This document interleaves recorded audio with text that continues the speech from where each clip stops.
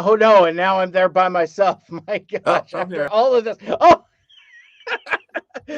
after spending like an hour with technical issues, I was like, as soon as the countdown ended, I'm like, oh my God, I'm here by myself. What is happening? Oh.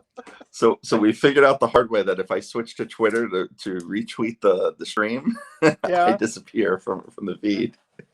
Oh, because your phone is your connection device. That's Yep. wow, this is going to be a many splendid thing, I think. And my So, laptop's holding my phone, so I can't even like use the computer to do other things. oh my gosh. Unbelievable. All right, well, welcome everybody to this live stream of the Mike Seibert Radio podcast. I am your host, and apologies for the delay getting going. Um, I don't think we could spend a lot of time recapping all of the technical issues, but we had what I think we would call all of the technical issues. So as you can see, if you're watching on the video, my setup looks very different, but still the same beige walls. I'm just on the other side of the building, and I think I've turned my cameras enough to where you can't see all of my like radio station flags for where I'm working. But the man who's got like the awesome setup that is ready for some live streaming. I'm like, hey man, you want to do video? And it's like, I got my office all set up, but we'll tackle some of that in due course because it looks like there's a lot of cool stuff going on there. I just have boring radio station stuff. Anyway, joining me here on the Mike Seibert Radio live stream. In fact, actually making his video debut on the Mike Seibert Radio live stream, and it's so interesting because like I don't know, we've been doing these podcasts for a couple few years now, and ironically enough, through our adventures in technology, I'm gonna have to take all of this out of the podcast because it just doesn't matter. But I'm punchy from the technological woes that the year of 2020 and 2021 have brought to us. It's like I kind of lament. I love the technology, but I also kind of like lament an easier time when like two podcasters just kind of wanted to do a podcast. They'd, we would connect some kind of rinky dinky software thing, probably record on our own sides, and we would have done a third of a show already. But all of that is to say, let me please welcome my guest, owner, operator, Madman behind TFU.Info and the host of Transformers University podcast, my friend, Anthony Bercali. Welcome. Thank you so much for being patient and for taking the time to hang out with me this evening. Mike, I've been looking forward to this. I know we chat offline about this whole bunch, and like I'm just so glad we were able to do this. I was talking to my wife, and she's like, "You've been on that recently?" I go, "Like it's been like 2 years since I've been on, but I could be wrong." I mean, I would have to go back through the feeds, but it probably was. It was probably, I feel like it oh was my gosh, January or February 20. that sounds about right. Because I was going to say maybe that was connected to either after a New York Comic Con or coming up on a New York Comic Con. I don't know if we've done a show during the Rona. Yeah, no, it was Now that Toy Fair 2020, which was a month before everything started to shut down. that's right. That's right. Yeah, it was kind of like, um, yeah, it's oh my gosh, it's very interesting. It's very interesting times, and so I guess in a sense that's kind of what I guess let's kind of start there. Do a little bit of catch up. We'll do our sad news segment next. I think I kind of want to start with the existential dread cast, because like okay, so full disclosure for anybody that is joining us and hasn't heard some of the actually I haven't talked about any of this.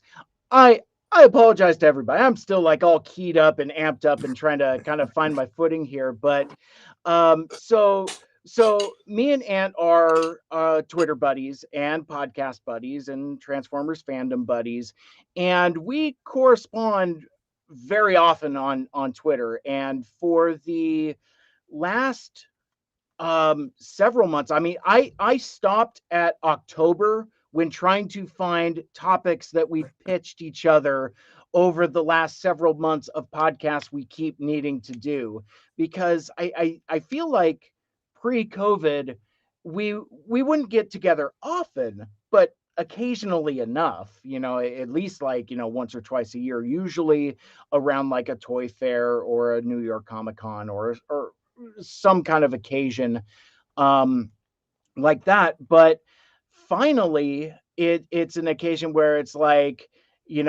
schedules are kind of lining up, kind of like a winter break type of situation, and the stars finally lined up for us to kind of get together. So I pitched a number of topics, and so we'll see how many of those we actually get through. But one of the themes that we've been talking about through the pandemic is something called the existential dread cast, in that, like, all of us are kind of feeling it.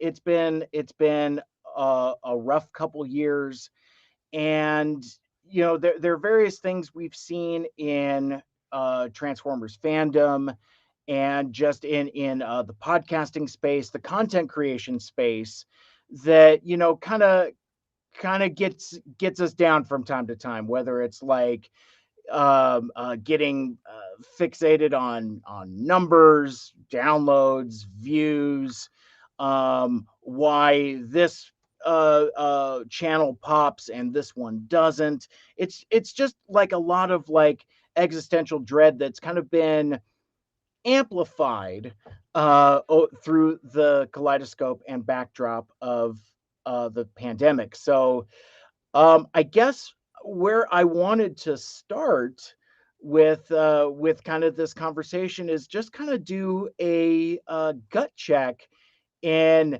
how you doing, like how like you got the website, you got the YouTube channel, you've had a huge geographical move. You're in Orlando now instead of in New York, so that's huge change.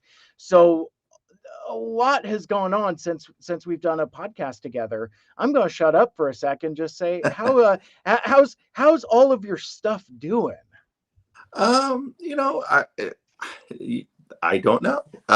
That's Which is I fair think enough I an think answer as any. no, I think that's the answer I've gotten to at this point, especially now. Like, and as we're recording this, we're almost at New Year's Eve, and for me, it's just there's been a lot, and there's been a lot of I really need to get on that. I really need to do more. For me, especially with the podcast, I haven't done that many episodes in the last 6 months or so, and there is that little bit of existential dread. I'm letting my listeners down. I'm letting my audience down. Like, and the only way that like you continue to build that audience and grow is like by being consistent. And I'd say the one thing I haven't been is consistent. And it's funny. It's funny you mentioned all these facets because. Today I had some free time and I sat down instead of say doing research for the next episode of the podcast or something like that. I was like, I need to kind of formulate my goals for 2022, and I'm not really a person that does that. I'm not really a New Year's resolutions person. I'm not really like a Sure. I'm like, oh, okay, give me a list and I'll start checking things off. And I kind of took the inspiration from comic book writer Cullen Bunn. He has a newsletter he sends out to his fans. They can subscribe to it off his website, and he kind of listed out his goals and broke them down into like various like groups, like social media and family and work Mm. and things. And I was like, I'm gonna do that. So I actually sat down today and then did a bunch of that. And looking at it, I was like, boy, I have a lot of irons in the fire right now. So I think the hardest part, the most challenging part of that, on top of being consistent, is prioritizing. what's most important, like Yeah. I want to do an episode a week of the podcast. I want to make sure that the website and the toy archive are back to 2022 because right now they're kind of suspended in 2016. Right. And that's part of my redesign. Like there's a lot of things I'm like I need to kind of focus and also grow my audience and grow. I hate to say it, but there's a monetization aspect to it. There is a Yeah. and I think that adds to the dread in some ways because you're taking your hobby and you're trying to turn that into something that brings in some income to at least pay for the hobby that you're in. So yeah, I think a lot of it. I'd say I'm doing okay would be my answer. I don't know exactly where I'm headed just yet, but I'm doing okay. I understand. Well, at a time where we're all just kind of trying to keep putting one foot in front of the other. And we've talked about this in our correspondence, and I've occasionally been very open here on my podcast about just kind of my struggles to put one foot in front of the other. It's difficult to maintain that level of enthusiasm and motivation and, like you said, consistency. It could be a huge challenge. And I guess my challenges have kind of suddenly become kind of twofold. One, with my new work schedule, I'm finding it increasingly difficult to uh to record, to do videos like this. um but on the other hand, I have more access to more technology. Like, I've been using this Restream platform that works on everybody except for one particular organization that has it blocked across the board on all of their devices. But that's neither here nor there. But I mean, like, trying to do new stuff with, like, a video. I've even been, like, chopping up some of my streams into, like, smaller portions and trying to think about trying to get maybe something going on the YouTube channel, and just trying to be experimental in a new space, in a way to kind of try to keep things interesting. I think, though, in doing that, I occasionally lose sight of the mothership, because the mothership should just be like the podcast. It's like, it's in the name. We're podcasters doing podcasting, but the video stuff is kind of fun and it's new and all that, but that takes more time than other stuff. So it's really hard to um stay focused while also staying enthusiastic, while still kind of trying to quash like childish jealousy stuff. It's like, why are people watching that channel? It's garbage, that. I'm, I just mean, like, the space in general. I mean, not any particular personalities, but I still also kind of mean And certain you can personalities. even apply that to just to the types of things that you or I put out that Hmm. become popular. Like I tweeted out yesterday, I tweeted out a long kind of 10 part thread on the greatness of the Robots in Disguise 2015 line, which is it's on a shelf right behind me. That was kind of what I did yesterday. I was like, I'm gonna Yeah. part of me catching up to things is getting my displays up. So I was like, you know what, I'm gonna put up this display. And I realized how like influential this line was and how important it was. And so I wrote this whole thing, and just before tweeting that out, I was like, let me send a few tweets out so that like I'm engaging with the algorithm and I'm Uh-huh. doing the Uh-huh. things that's going to make Twitter put my other stuff into people's feeds, right? And someone tweeted out a photo of actually it was my friend John from Transformers Chronicles, who tweeted out a picture of Optimus Prime just saying Megatron, and it was, I think his caption was like, you can hear this panel, Yeah, it's and panels you can hear. Yeah. yeah, and I'm like, okay, let me goof on this. I'm like a retweet as like, this panel takes 45 seconds in a Netflix series, and and of course, like the two got comparable amounts of likes and retweets and engagement. And I'm like, I took 20 minutes writing that other thread. I Yeah. took 4 seconds to make a stupid joke, but more people are going to like the stupid joke than the thing that I actually worked on.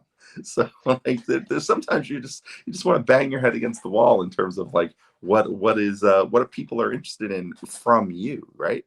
Right. Well, and the thing that I've discovered is that you can't really clock that. So like for example, I this is a meme I stole from Facebook. This isn't even my meme, and he does have a watermark on there. I have a story about that as well, but he's got a watermark on it from the page that I stole it from, a Blue Fox toy, it looks like. And yeah, it's just like, and I just put up an easy capture that says bare hands.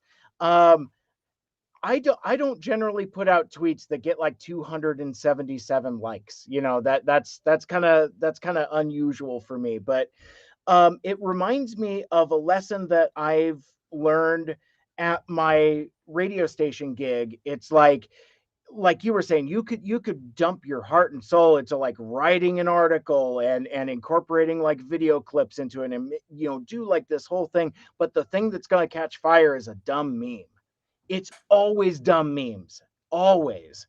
And it's just it's occasionally frustrating how the amount of effort is disproportionate to the and I see my buddy Aaron hanging out in the chat too, and I know he knows exactly that feel, because he and I have also had a text exchanges about that very same thing. It's just like, you put so much of yourself into it, and it just doesn't matter, and it's just frustrating and difficult to stay motivated at times. No, the funny thing is you bring up that tweet, and if you scroll down, there's the picture I took with one of my Megatrons here, and an Animorph that a Oh fan of my show sent me.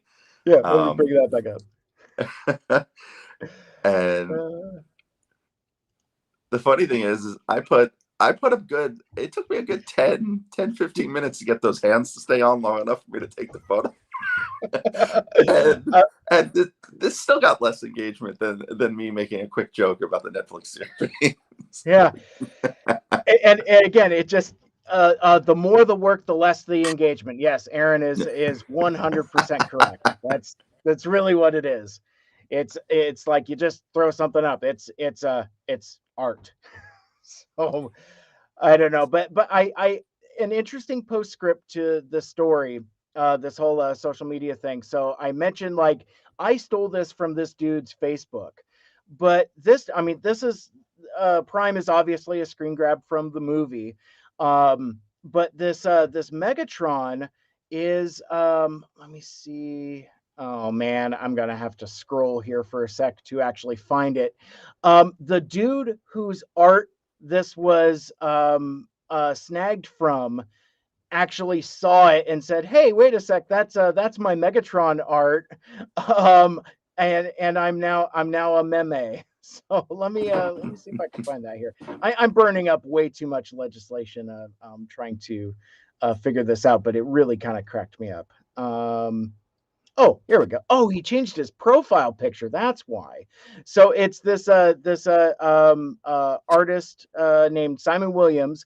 LOL, that's my Megatron art in a meme. I made it at last. And so, and of course, he just made the list.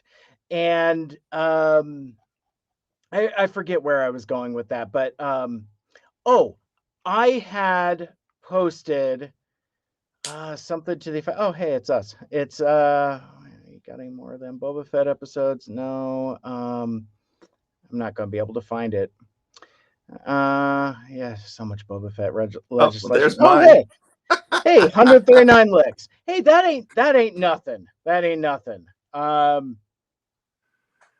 Yeah, like you said, very similar engagement to what John put up. And there's the one right below it is And the then there's the RID 102. And I yeah. bet you I don't want to open this thread, because we're just gonna be sad by the decrease in licks. Actually, you know what I'm gonna do? I'm gonna start licking these right now. Oh, Oh yeah. that's the one that needs it. It's uh the Energon animal uh Yes. photo. So those things are great. These are really cool. And I think you've just now caught me realizing that while I retweeted the thread, I didn't actually open it up and go through it. Um, oh yeah, so I put this out. The life cycle of art on the internet is so bizarre. Artists' work gets snagged and dropped into a dumb meme uncredited. Dumb meme then gets stolen from Facebook and shared here on Twitter by a knucklehead podcaster, me. So the least I could do was put a link to his buy me a coffee page there. Buy Simon Williams a coffee. He looks like he's a cool artist. I might have to reach out to him and correspond more in the future. Anyway, Have them on the show. I think so. I mean, because like that Megatron he did is really cool and some very nicely G1 flavored stuff there. Seems like his stuff is really cool. And I found out I was already following him on Twitter, so he must have done something that I liked previously. But anyway, um, let's see where do I want to go from there? Do we want to do the sad news? I kind of don't Uh, want to, but I think we yeah, also kind of need I to. I don't think we need to stick on it long. Okay. Um, we don't need to. I feel like we're living the we're living the Casey Kasem outtake right now. Yes. Yes. A damn dead dog request. And of course I'm making it worse by being, but no, I wanted initially to start with commenting on of course we're talking about the passing of artist Derek J. Wyatt, who just recently passed on the 27th, I believe. Just a few days ago. And the reason why I wanted to incorporate it into this particular show rather than me doing something is because, as my listeners might know or might not know, I don't have a huge tether to TFA. And I've talked about this on the show before. I haven't watched Transformers animated, so it's a huge blind spot that I in the next year I'm definitely looking to remedy, and it's going to have a tinge of bittersweetness to it now when me and Michael Andrews launch Two Mikes Too Furious, tentative title, of course, but no. So okay, so like two different things at once. One, status of Two Mikes Too Furious. I still very much want to do it. Michael Andrews really wants to do it to the point where he's very eager. And when we were talking in Existential Dreadcast, I think I feel bad that I'm not really holding up my end because I barely have time to do Mike Seibert Radio. And I think at a time where um, I approached Michael Andrews about doing a TFA recap show at a time where I kind of had the stuck feeling of like, oh man, I need to do something new and exciting to kind of shake myself out of this funk. And he even told me, he's like, don't let me be your rebound, dude. And so I'm like, no, it's not like that at all. It'll be like a side project. And I just haven't had the time to dedicate to it. So at a time where I guess I'm trying to do New Year's resolutions, I really want to get something off the ground next year for our long gestating Transformers animated recap show. But he wants to do it. I want to do it. And it's all me. I just haven't found the right time management yet. But I know once we get into it, it's going to have that extra weight of with Derek not being with us anymore, because I was even looking further ahead, saying like, once we get going, maybe reach out to Derek and say, hey man, we're doing this recap show, would you like to join us? And of course that's not going to happen now. Incredible talent, gone way too soon. But like I said, I don't have that exact tether and nostalgia. So I wanted to bring you on to kind of, I don't know, maybe help us kind of do more proper justice, and maybe share any of your thoughts and experience, one on Derek's passing, but then also kind of the whole legacy of Transformers animated, which I'm sure is now going to be completely recontextualized by the fandom. Yeah, I think let's start with Derek, because I think that that's the first thing we should talk about is that I only met Derek, maybe I think I met Derek twice in my BotCon travels, and he had tweeted at me a few times during other conversations. Overall, really nice guy. The one memory I have of him is of, I forget what year it was at BotCon, but him and Trent Troop, who was one of the writers of a lot of the BotCon tech stories, and did some 3D art for 3D animation art for BotCon. A lot of those like commercials and stuff that FunPub would do, and the theft of Mm-hmm. the golden disc video and all that stuff.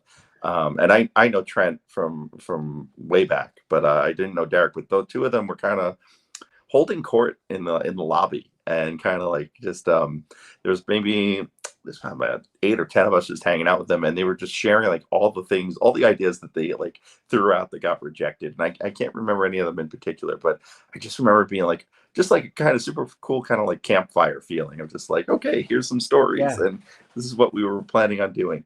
That's my one personal interaction memory of Derek Wyatt. But the thing with animated, it's weird because it's his character designs, his artwork, right, that kind of defines that look of the series. And oddly enough, it's the thing that put a lot of people off to the sure. series, at least Myself at first included, glance. I'll throw in, Right. because yeah, it's like I didn't know what to do with it. Right. I didn't either. And I'm very usually optimistic about this sort of thing. I'm like, I will give it a chance. The thing that really threw me at that time was that here were these character designs that were way out there and way just kind of weirdly proportioned and strangely reimagined in a lot of ways. And I was like, how are they going to do this in the toy line? And before the show had debuted, some of those toys had come out, and I remember getting the Bumblebee toy first, or someone had it I knew. I was messing around with it, and I was amazed at how it pulled off the look in both modes. How it looked cartoony, but it was still this 3D physical object, right? Um, and so that sold me on really giving the show a chance. Now, the show itself, in terms of, you got to think about it in context too, right? So it comes out in 2006, end of Mm-hmm. 2006, right? Um, Transformers is in a lull at that point. It's in a slight break before the movie. Yeah, Uh, the Unicron trilogy had just ended. There was a gap. Classics was out as far as toy lines go, and the animated was really the first actual reimagining of Transformers in a G1 context, or of G1 characters in a new context. Um, because you went from Beast Wars to Beast Machines to RID, which is, and I should say, first American reimagining really is really what I'm going for sure, here. sure. To RID, the original RID, which was a dubbed Japanese series, to Armada, Energon, and Cybertron, the Unicron trilogy, all dubbed series that were essentially created in Japan and brought over to the United States. There was a little more back and forth with Hasbro there, but still, like, those shows are very much Japanese flavored, right? And so you come out of the Unicron trilogy and you go to animated. Um, there's a big leap there in terms of, this is the first, that's the first person to really take a crack at like being the North American person to reimagine this for a North American audience. Mm-hmm. Um, and so that's where it starts. Now, the legacy of of Transformers animated, other than being a very well written series and a show that left people wanting more. I think anyone who likes the show wants a season 4 of the show. There's some neat little plot twists. There's some things that are telegraphed, throughout the show that you're like, oh yeah, that's pretty cool. I haven't really watched it much since the original run, so I'm working off a memory here. But Yeah, there's some great new imaginings of characters. You don't get Prime Bulkhead without animated, because animated sure. Bulkhead is the first time Bulkhead becomes like a feature character. He's really the first time he's a character, really. I mean, he's in Energon. There's a Bulkhead in Energon, but it's not the same, not even remotely the same character. Um, there's a lot to the legacy that's in there. And I think just overall, like as far as it being a show, being an American or North American show written for an English speaking audience, it was refreshing, because it didn't feel like we were trying to dance around cultural things we don't understand, or trying to fit words into timings that for a subtitled show, or a dubbed show, where you're trying to fit a certain amount of words into a certain amount of lip flaps on the screen, and make that all make sense in English. This, being a show that it was basically made in Los Angeles, meant it had a bit more of what we're used to from TV and what we're used to from animation. And it just overall, I'm staring at my animated shelves. They're just over the table here, and Sure. just they did so many cool things in that show. Just I don't want to give it away since you haven't seen it, but Right. I think one of the neater things about like the context of that show is that Optimus Prime isn't a leader at the start of this.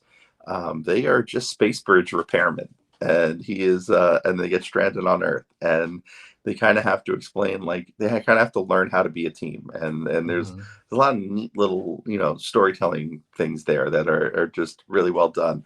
And the last thing that's kind of really important here is that because of the look, because of the soft, I don't want to say softer, but because of the more animated look and the more fun Stylized. stylized look to this, um, this is where you start to see more women come into the fandom. There are a lot of more, you know, uh, you know, uh, high school, college age girls that were coming in that related to this show, especially Mhm. with the main human being female in the show. So you didn't have a Spike, you had Sari, who was this girl, and I think a lot of that plays into things that we see down the line. It opens up the doors to Transformers to other people that weren't part of the core audience at first.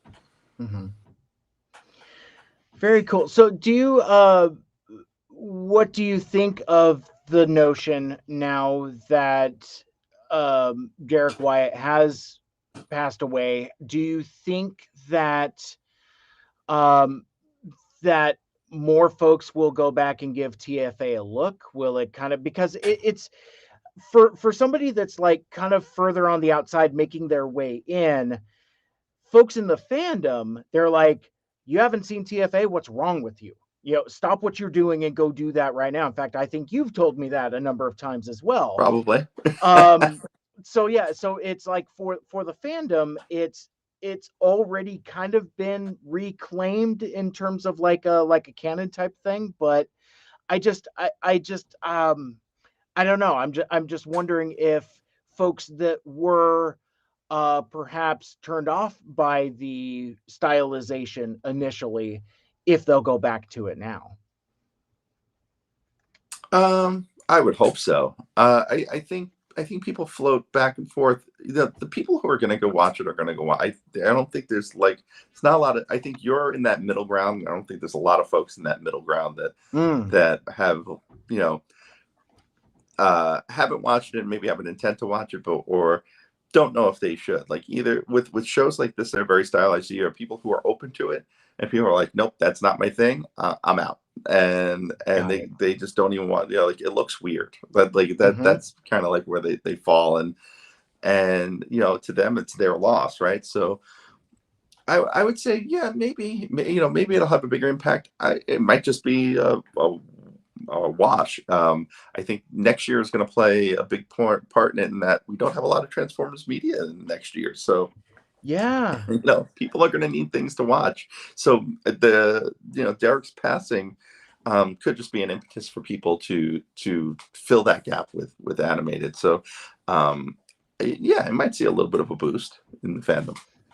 Got it. Because I think I was looking at it perhaps wrongheadedly, perhaps from a too soon perspective, but I, uh, I'm tangentially connected to the music industry, and like as soon as like an artist passes, or even like in movies, TV, something like that, um, that's usually you'll see an increase in album sales and downloads and things like that. So I guess that's where my head was at. That's I think that's kind of why I asked it that way.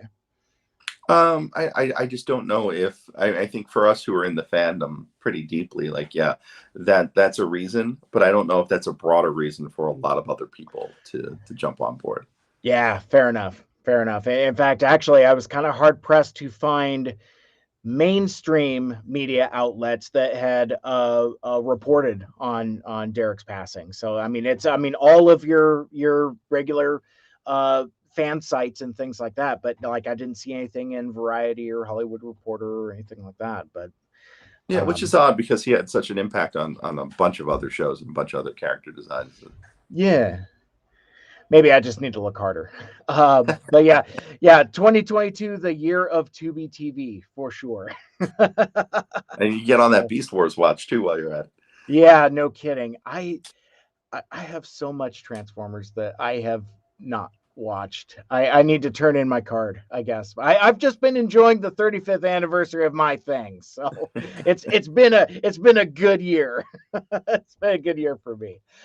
But so okay, so I'm gonna put you on the spot a little bit here because I know we've like switched computers and kind of switched notes and things like that. But you had mentioned that you had met Derek at a BotCon once upon a time, and today is a day where there's some BotCon news to be Oh, had. jeez. And I think I promised in some of my teases, it's like, oh man, we might get into some hot BotCon goss, because like I think they've officially announced a date, a hotel, and I think it's finally transitioned from like a thing that's been rumored to have been happening to this thing might actually happen after all.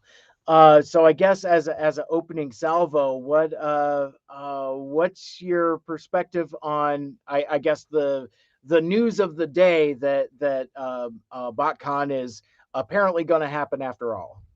It is what it is. It's not, the fact that it's not official anymore and Yeah, has no, blessing from Hasbro, or it just makes it another convention. So with that in mind, and with the history in mind, behind who is currently benefiting from BotCon being back in business, it's up to people to decide if they want their money going to certain people. And mm-hmm. I certainly will find other things to do that weekend. Plus, it's a convention in the middle of a pandemic. There's a lot of just questionable things. They finally have a COVID policy, but the COVID policy is hosted on the sponsor's website and not on the official website. So that means, like, how do you find that? And Yeah, they're in a place right now that is seeing a large Omicron spike. And I would just say, in general, like, I'm kind of down on the convention because of who's involved. yeah, I'll be the first to say it. I think I'm not always 100% conscious of where my money's going, but when I am, I sure. do. I do my best to make sure that people who have not been good to other people in this fandom don't benefit from it. So that's Yeah. kind of where I'm at. So let me ask you this as gently as I can, and you could Hmm. swat me away as much as No, you no, would it's like. cool. How much you want to stick your neck out there, and how much shade do we want to throw at those folks that are directly benefiting? Because I guess, but while you cogitate on that, I guess for the folks that don't necessarily know me or know my history as much, like, BotCon as like a institution of brand partnership with, full endorsement from Hasbro, that was something that was already over and done by the time I started participating in the fandom. I think what the last BotCon was 2016, something like that. Correct. Yeah. And I didn't go to my first TFCon until 2018. So my entry point is like completely different, and my perspective is completely different. And in my time in the fandom, as I've gotten to know folks that have been there the whole time, like yourself, or like some of the Radio Free Cybertron guys, it's like, and even within that longer time fandom, I didn't realize this, but they're kind of like factions within kind of like that old time fandom, in terms of like, there's a whole lot of like who's who that I didn't really know. So I'm not necessarily asking you to educate the entire audience here of like the whole family tree, who's who of old time Transformers fandom, but anytime that the BotCon quote unquote or parentheses official account tweets something, you can generally count on a couple folks to come out and take them to task for not being especially one, for not being connected with Hasbro and kind of treading on old brand recognition. But then there's also like, there's a lot of bruised feelings and a lot of folks that continue even now to not do themselves any favors.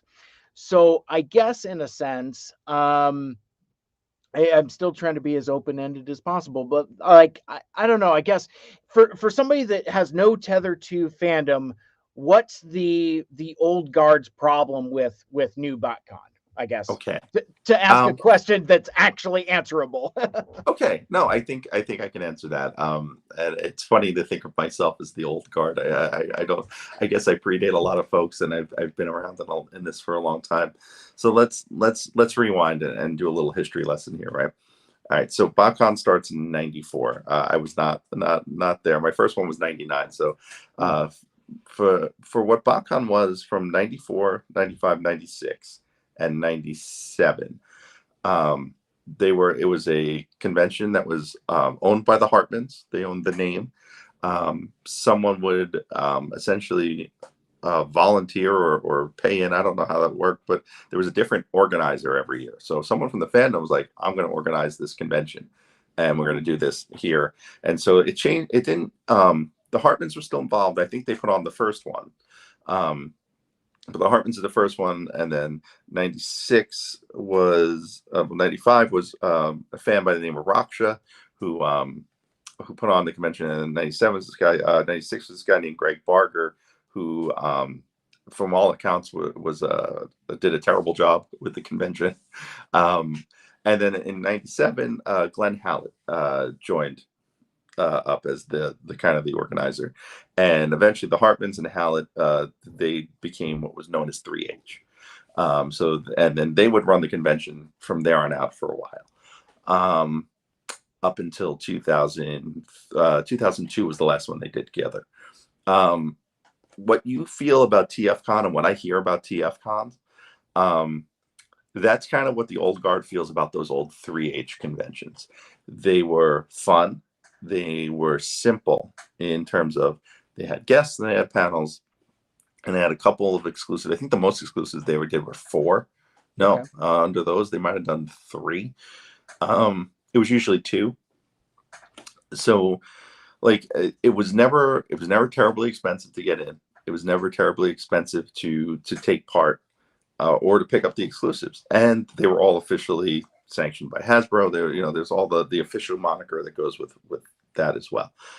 Um, from there, there's a split. The Hartmans and Hallett split. Hallett ends up getting the license. He and a couple other folks create a convention called the Official Transformers Fan Club Convention, OTFCC. That runs for 2 years before Glenn loses the license. And from what I've heard from some of the folks close to it was that the 2005 convention almost didn't happen. I mean, and when I say almost didn't happen, I mean they had to pay people to open the doors. Oh. And so, I mean, and that's what I've heard. And so, long story short, from there, the convention then gets Hasbro licenses it out to a company called Fun Publications, who was at that time doing the GI Joe convention, the official Joe convention, JoeCon. And they put a very different spin on the convention. We went from having 4 exclusives to having a box set of 5 plus a pre-registered exclusive plus another 5 or 6 figures as part of like souvenir packs. So the cost jumped. The cities they had it in were more expensive, so the room costs jumped.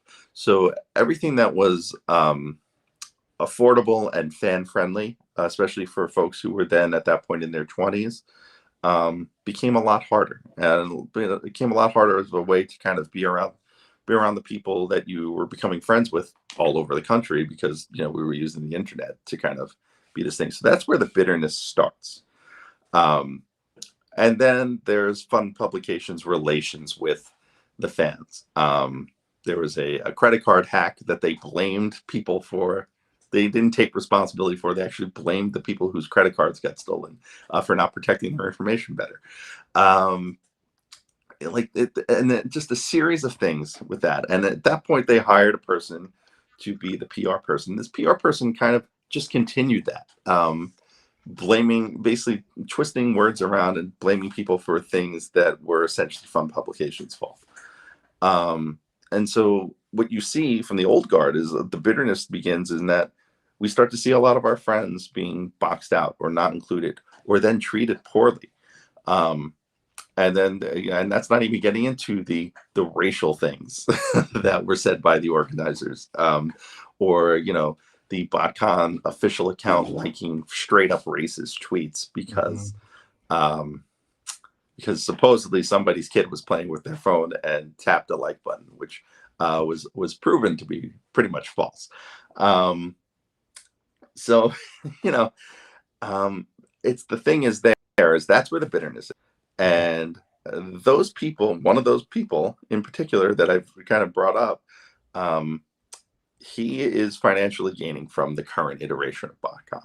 So that is where people are like, hold on, this isn't the convention we used to go to. You no longer have the shield, essentially, of having the Hasbro license to say to other people, well, this is, if you're a collector or you're some sort of completionist, right? Like, these are official figures. We're the only game in town for them. Too bad. Right. Where, that's no longer, it's no longer a card they can play. So why do I care about what is essentially a convention dressed up in BotCon clothes? It is this zombie of its own convention. In fact, even the Hartmans aren't involved in it anymore. Like, and there's just been a lot of shady and just kind of unacceptable business practices leading up to this. For example, I still get emails from the BotCon mailing accounts. I didn't sign up for this iteration of BotCon. How do they have my email address? Why am I getting messages from them? So it's like they purchased an old database somewhere or something. Well, they purchased the name and all the access to everything they had. So yeah. So like, for example, there's this particular person's personal Twitter account is based off of the old Transformers Collectors Club, which was created by the Fun Publications when they were in. So they wiped out all the tweets from that account. So all the actual history and official things that came through that account are now gone because he turned it into his personal Twitter account. Yeah, so there's all sorts of things like that where you're like, this person doesn't have the best interests of his customers or the fans at heart. So why would we participate in that? And I think that's where a lot of that comes from. And if that one particular person wasn't involved with this ownership group, I think you'd see a lot more support. And I'm surprised that the folks who are in this ownership group Some of which I know, one of which I consider kind of uh, more than an acquaintance, less than a friend. Uh, Sure, sure. um, in that I'm surprised they haven't tried to find a way to move away from this person, and because they're sticking to their guns with him, you're going to see a lot of people go, no, this just isn't for me. Yeah, and it seems like it's two camps. It's folks that have been around the fandom and know that person, and it's like it's a non-starter. Or like I was looking on their Facebook page today, and it's civilians being like, "Ooh, BotCon, that seems neat," that kind of thing. So it seems like, and it doesn't really seem like there's a whole lot of middle ground, and something that you've had to set me straight on at least one other occasion is like, um just because that one individual is involved, that doesn't mean that like everybody involved is like, because like, so me like being friends with folks like you, it's like, oh, my new friends don't like that person, so I'm not supposed to like that person, kind of that kind of schoolyard type of thing. And you've told me, you're like, nah, it's not quite that straightforward. I mean, that one person is a garbage person, but some of these other folks in this ownership group are kind of okay, kind of holster your guns there. Yeah, exactly, and from a business perspective, like the fact that the rest of the group doesn't see, or at least hasn't made a move to extricate themselves from that, and I think they do see it because again, part of the thing is that this group went very very hard in trying to say this person is not involved, um, Oh, and that's right. Yeah. and then it only got proven multiple times that he was involved, and so like to have that be part of your business practice, like it's a bad light on the whole thing, regardless of who's involved and who's running it, because there's a lack of honesty, there's a lack of transparency. So how do I know I'm going to get what I paid for? How do I Mhm. know I'm going to get the thing, the experiences that you're eventually assuming they get beyond offering just a hotel room, as promised. Yeah, and allegiances are so weird at times. It's like this is a weird random aside, but apparently one of their exclusive toys for BotCon is this Action Force figure, this Right. Wasp Raider thing, which is basically like a, I don't know, like a generic trooper figure from Action Force, but done up like Waspinator or something. I don't know, but it's I mean, it looks like a decent enough figure. I saw some folks being kind of catty when it was first announced, saying like, oh, so the first exclusive figure for a quote Transformers convention is a GI Joe figure. Okay, that's cool. which I think is kind of funny, but there's um apparently there's problems with that particular maker's figures, and I try, I'm not trying to be coy. It's that I don't have everybody's names in front of me, but like there's a particular YouTuber that I've personally had some beef with before, that has screw it. It's retroblasting. Screw that guy. Blocked him on Twitter a year ago. Yeah, he I can have a lot of patience for discourse, but once you start swearing at me and calling me names, I can count on one hand the amount of people I've blocked, and he's one of them. And it's just like I don't got enough time in my life for that. Plus, that dude has a reputation for being doggedly rabid in terms of like pursuing folks, driving folks off of Twitter and that kind of thing. I just don't need that in my life. Anyway, this dude has had the maker of the new Action Force line of figures on his podcast, and he's like a supporter of it. So he's kind of like tangentially involved with this also by supporting this line of figures. So for me, it's like, okay, well, there's this one guy that's involved in the ownership group of new BotCon, so that's a turn off. And then like the dude that makes the figures is supported by a dude that I have beef with. So I'm like, again, allegiances are just dumb and funny, but I'm not even really going anywhere with that. But I just I had seen a response to a video. Apparently, the maker, like, what is it? Like, it's Vala something. Um, Oh, uh, Bobby Fowler, right? yes, Yeah. yes, thank you. So anyway, he put out a video for, like, apparently the joints are really stiff and you got to like stick it in warm water for a while before, otherwise you'll break it. And so folks that are kind of like anti botcon were kind of jumping on that. It's like, first of all, this figure is BS, and you have to mod it so it doesn't break. And yeah, it's just a whole thing. Toy collectors are notoriously crappy. We're a catty, crappy bunch. Yeah, it's strange thing. And I've heard him on another podcast, on the Full Force, which is a GI Joe podcast that I've been on, and Yeah, yeah. I really do enjoy Chris, the host. So, like, there's that weird balance, right? I'm like, well, Chris thinks he's an okay guy, I think, so maybe he is. So, like, See, as far as his work goes, I have no opinion either way. mhm. When you come down to having to mod a figure like that prior to using it, I think Transformers fans aren't necessarily used to that, whereas Joe fans are. So, Mm. because, like, I've heard people have had to take Hasbro's the Viper figure and kind of warm up the visor piece so that when you put it on, it molds better to the face. Otherwise, they're afraid they might snap it. So I feel like that just might be worlds collide in terms of, like, Joe fans do one thing and GI Joe fans, Transformer fans do the other thing, and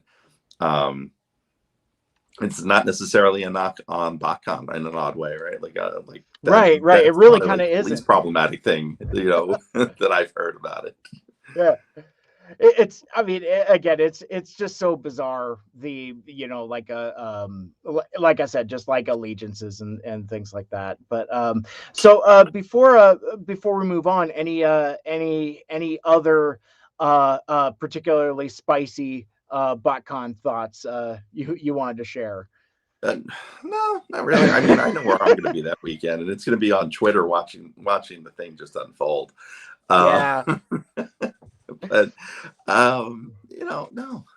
I mean, yeah, um, generally, I'm very much a live and let live kind of person. Like, okay, you know what? yeah, But, like, part of I got to be honest, because I think of how connected the old BotCon and even some of the fun pub BotCons were to that personal stake I have in terms of having enjoyed them, having gone, and the friendships I have built around that, to see this kind of shambling zombie of a convention. yeah. You know, I mean, I mean, I don't want to see it fail necessarily, but, like if it did, I would not be upset. I understand. All right, so we'll leave it at that, and let's. I guess let. I, you brought up GI Joe stuff, and I kind of want to talk about GI Joe stuff, but Sure. yeah, screw it. Let's talk about GI Joe stuff. Oh, you got yourself a Lady J. Nice, nice. Um, so yeah, I'm trying to bring up what I had in there. Uh, aka why does Ant hate 5POA? But that's more Super 7 Oh, and stuff. But no, I just happened to see that. We can uncork that in a few. But I think, like a lot of folks, mostly know you for your Transformer stuff, but you're pretty into Joe. Would that would be fair to say? maybe that might be a little bit of an overstatement. Yeah. I'm definitely into Joe. Um, I'm into certain characters, I think, and certain, Yeah. like, um subgroups. Like, I love Python Patrol. Like, that's a big one for me. And Mhm. um I mean, I would like to be a Snake Eyes and Storm Shadow collector, but there are just way too many. But I like the weirdness of GI Joe. I like when they do really the bizarre stuff. Like, So Classified has kind of been a back and forth in that a lot of it hasn't appealed to me, but the really weird stuff like, Prophet Director Destro and, Yeah. some of that stuff has been really appealing. And then otherwise I've been trying to like grab stuff on clearance. And then like Lady J is just a character I've been a huge fan of. And I picked up that version, and then to the previous point, and then Super 7 did the Ultimates version. I'm like, that's what I really want. Is I want the Sunbow version, the TV version of her. So Yeah. I would say, yeah, I'm a fan of GI Joe. I enjoy it a bit, but certainly not the to the level I know Transformers. Sure, sure. Well, and it's interesting because like I feel uh mostly the same way. Like I have a huge tether to Joe, but obviously, judging by my creative input and the uh creative output, I mean, and like the friendships I've cultivated, it's more centered around Transformers. And I wonder if there's like an alternate timeline where instead of like connecting with a bunch of like Transformers podcasters, I connect with a bunch of like GI Joe podcasters and end up being everybody's favorite GI Joe adjacent Transformers adjacent podcast. Because like I find myself having surprisingly lengthy and deep conversations about Joe in a way that my Transformers knowledge only goes so deep. It's like I'm a huge fan of the franchise, and obviously I'm a huge fan of the characters and the movie, but like in terms of like that depth, if you talk to me for too long, you'll see those blind spots. It's like, all of the series that I haven't seen and things like that.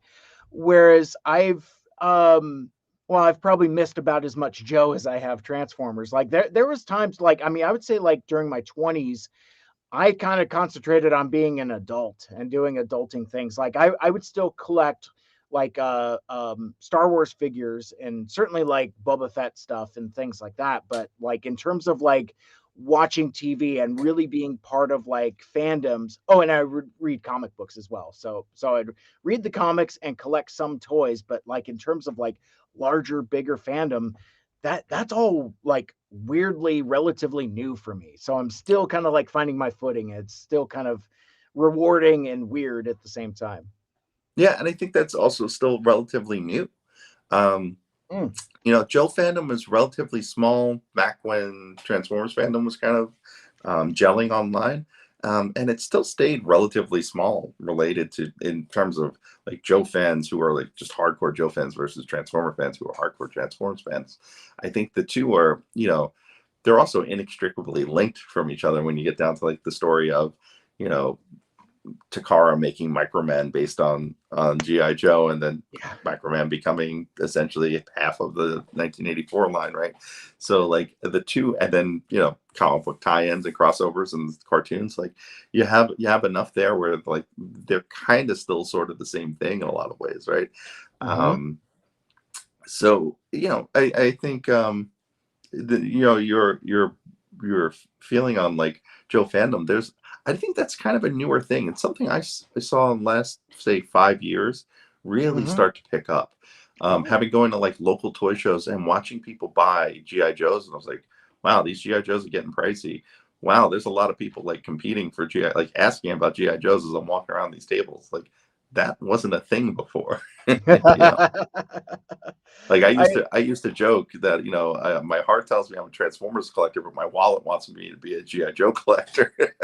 Well, and that's where I was at when I was a kid. I mean, it's like so like I gravitated towards the Transformers fiction, like the comic books, the shows, but the toys, I was a Joe kid because they were cheap, and they were cheap and awesome. So it's like, even like, at like, Christmases or birthdays or something like that. I mean, it's like I remember like I got like I've talked a lot. I've got a lot of my stuff from garage sales, but like there was one Christmas, my folks got me a terror drone.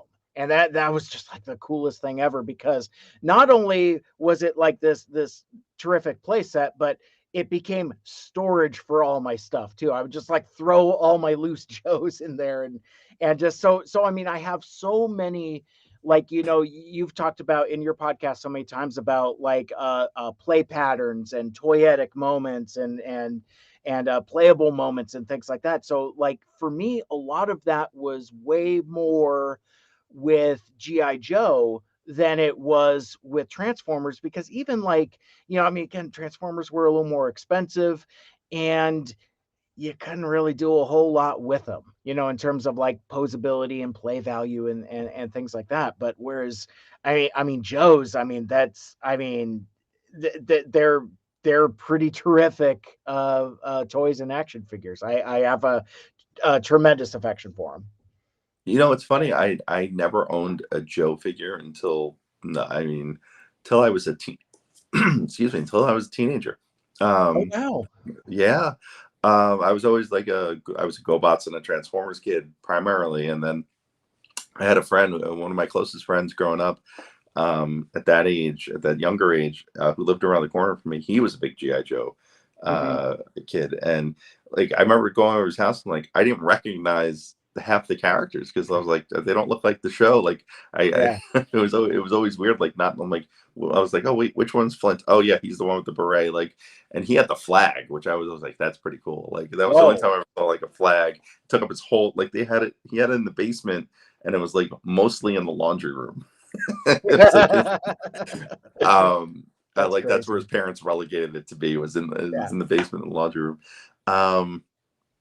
Trying to think. Yeah, my first Joe was after reading the comic. Oddly enough, I got into the comic around issue 109. Actually, in issue 109 because I remember reading the solicits for it and being like, they're like eight Joes are gonna die or nine Joes are gonna die. So I was like, I want to see what this is about.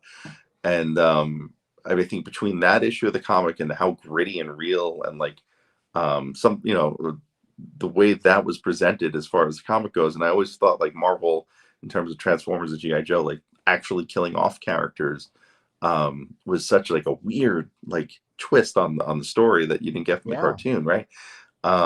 That issue and then that particular run, coupled with the time, which was it was like late 1990 or early Hmm. 91, like the Gulf War was going on, Desert Storm was going on, and I remember the first figure I got was Dusty from that year, and it was like it was him in like the desert camo. He had the beret. He came with Sandstorm, the little Yeah. a little coyote. That Great was the figure. first GI Joe I ever bought. So and then I was kind of like, oh, these toys are kind of cool. And I was like, man, I Yeah. wish. Sorry, I missed out on them before because now I want all the characters. They don't make anymore. Yeah. Well, and that was just such a terrific era, that like 90 91 run. A lot of great iconic characters, a lot of like weird choices. And I think if I remember correctly, like you were kind of getting into it as I was kind of getting out of it. So like I Yeah, have like no tether to like Ninja Force or Battle Core or any of that stuff. I was out at that point. Once it started getting really G2 up in there with the full on 90s neon colors, I was kind of on my way onto other things. But a lot of folks have a lot of nostalgia for that era of Joe, and I think it's like because you're saying because there's just like a lot of weird stuff in there. And I mean, I'm even like the fact that like the I'm still baffled that like the first classified Storm Shadow we get is that Arctic assault or Arctic mission Storm Shadow that is just the Ninja Force version from like 1992 or something like that. It's crazy. yeah. Actually, in fact, I'm looking at the that's one Oh of the few classified figures I've owned, opened, and have out on display. I'm looking at it right now. Should go yeah, grab it, but I love that they did that. Like that I mean, I would like to have seen them do like the weird like urban camo hoodie one that the when he became a Joe when he left Cobra and became a Joe. I But I'm like cool that with one. the Ninja Force one. Yeah, Yeah, I'd really like. Oh man, we could. The entire rest of the podcast is canceled because like all it is just going to be character speculation. I had a very similar conversation with my dude Dave Cabal once upon a time, and we just were just like throwing character names out. It's like, oh, wouldn't it be cool if it's this? Wouldn't it be cool if it's that? And I I think for the most part, I don't largely collect the line. I have a couple figures. I actually have that Viper with the thing with the face mask that I got to be very careful of too. But I've got a couple few Snake Eyes figures, and yeah, and a couple others. But um, it's been an interesting line of toys, and it's been very interesting to see the reaction to it. Like like the whole Target fiasco, and difficult to find, impossible to find exclusives, things like that. But it seems to be very well received across the board in terms of like, I mean, I could still count on maybe like one or two hands the amount of figures I've actually seen in the wild. Seeing classified out in the wild is very rare in my neck of the woods. So even like whatever current waves are being put out get snapped up with the quickness. And so I don't know if Hasbro is just doing low print runs of them or what, but they seem to be very popular, and the character choices are pretty much spot on. Yeah, I think part of that is it's a combination. I think the earlier waves were affected by low runs, and then the current waves, like I see the Flint Cobra Commander Lady J wave in the store all the time. Ah, And I feel like part of that is the shipping crisis, and just things getting to where they need to go. Um, I think what I've heard from the Joe podcast I listen to, that the things are starting to free up, starting to be more plentiful. But I think the unique thing, and this we can actually probably spin back to Transformers in some ways, is they're doing, the latest news there is that the listings have popped up in Walmart's system for retro card back line. Um, so then, like, the next thing they're going to be doing is kind of like the Marvel and the Star Wars retro lines, where you use a 6-inch figure on a card. It's going to be right now the listings are for Lady J and Baroness on retro card back. So we're going to assume they're recolors, probably either in retro toy sure. colors or Sunbow colors. It can even be remolds or new toolings. I mean, who knows at this point, right? It's all speculation. Um, I'm but to buying see them those. try to start to march down that road with Yeah. the 6-inch scale is interesting. hmm I do like the retro card backs because, keeping in mind, I'm a box collector. So Right. it's like I've got a few Star Wars Black Series that are on like the retro style cards, and like in that scale, seeing the art that big, it's pretty darn cool. So that's yeah, especially if we get like some cool recolors, some redecos, maybe some new tooling or whatever. That seems like that's going to be a nice boon for Joe collectors. I'll certainly check that out. I've been grateful that I haven't liked the 3 3/4 retro ones they've done, because Hmm. I'm not familiar enough with the line to parse out which ones are just repacks of like 25th anniversary ones from 10 years ago, and I which think they ones are all the. are Oh, okay. See, to so some that. extent, or they might be redecoed, but I think they're all the 25th molds. And so yeah, for me it was just like, I don't need that.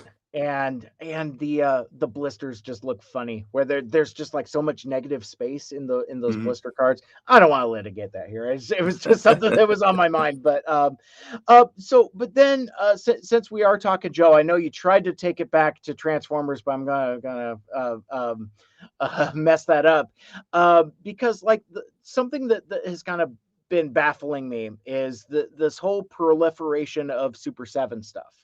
Like Hmm. the Super 7 Transformer stuff, I can understand. I mean, I get that 5 points of articulation isn't for everybody. And I think one of the failings of the, well, no, how do I want to litigate Super 7? Like for me, the appeal of the reaction line, going back to when they were Funko, was the Kenner style cards, and generally the figures were never all that great. Like my buddy at work here has a Jack Burton, Big Trouble in Little China reaction figure. Loves the card, hates the figure.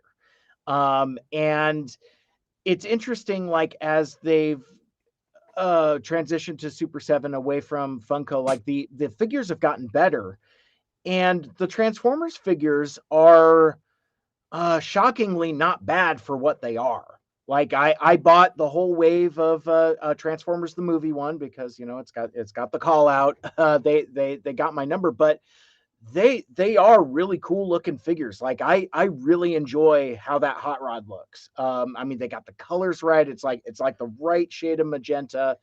And anyway, where I'm going with that is it's a very handsome presentation. But then they announced that they were doing GI Joe figures, and I'm completely baffled because you take a 3 3/4 inch figure line and give it less articulation. You go from being like, swivel arm battle grip and all however many points of articulation a classic real American hero GI Joe has, and then you strip it down to 5 POA. It's just I can't wrap my head around it, and I can't get behind it. But I guess before we kind of, because you mentioned we wanted to talk about Ultimates a little bit. um I don't know. Am I completely out of my mind for my opinion on these GI Joe reaction figures? What do you think? No, not at all. I think the thing that Super 7 does really well is they do deep cuts, and they do these Mm.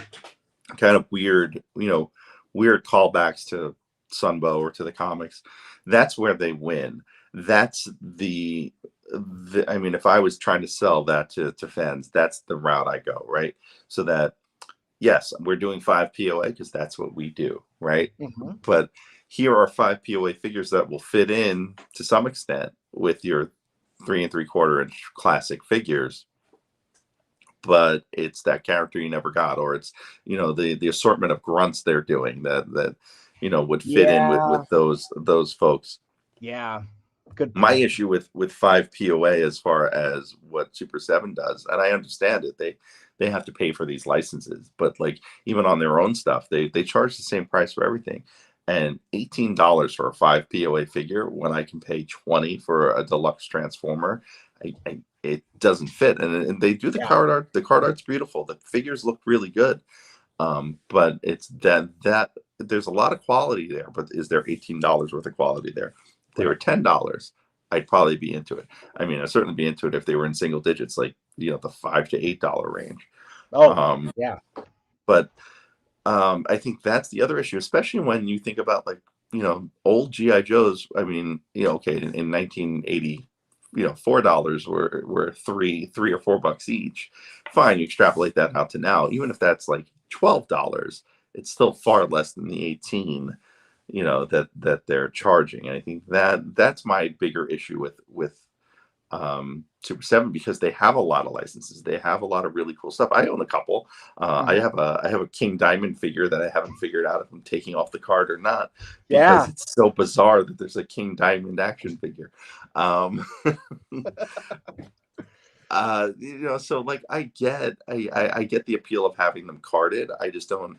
Um, like I said, I don't feel like you're getting $18 value if you want to take it off the card. Mhm. Um, Right. so Right. I think that's the other thing. But like, they do a great job of picking licenses. They do a great job of making cool looking figures and make you at least contemplate spending that $18 per figure before Yeah. you're down the road. I think as far as GI Joe goes, though, where they win and where they will win with Transformers, especially with Ultimates, is doing that really like obscure stuff and doing that really weird kind of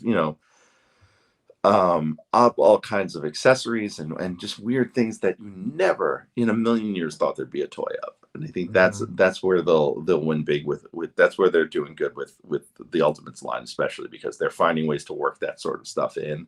And even at a $55 price point, which is fairly expensive.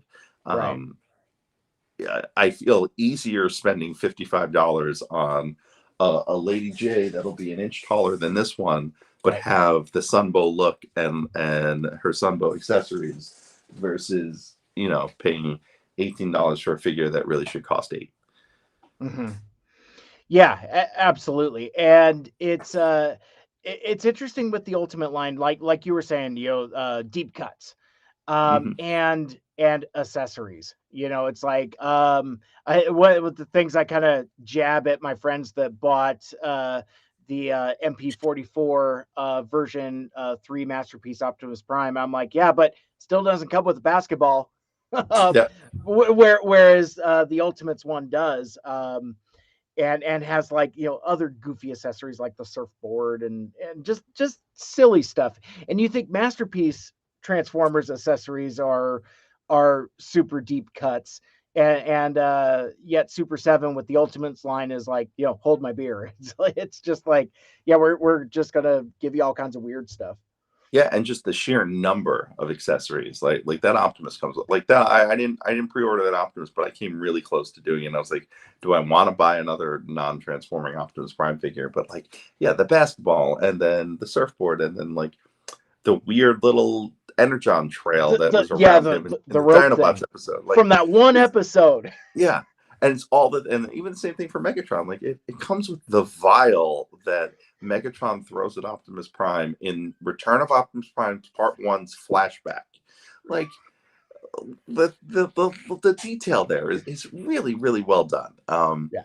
And so like, I passed on wave one, I passed on wave two, but wave three got me. Wave three got me big. I think I went for two of the four wave three figures, and I might go in on the third one. So I don't know if you're up on the wave, on the third wave, but Remind me of who's who.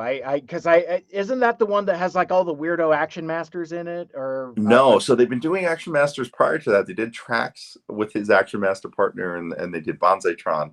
Wave three. that's right. I'll go over the figure I didn't pick.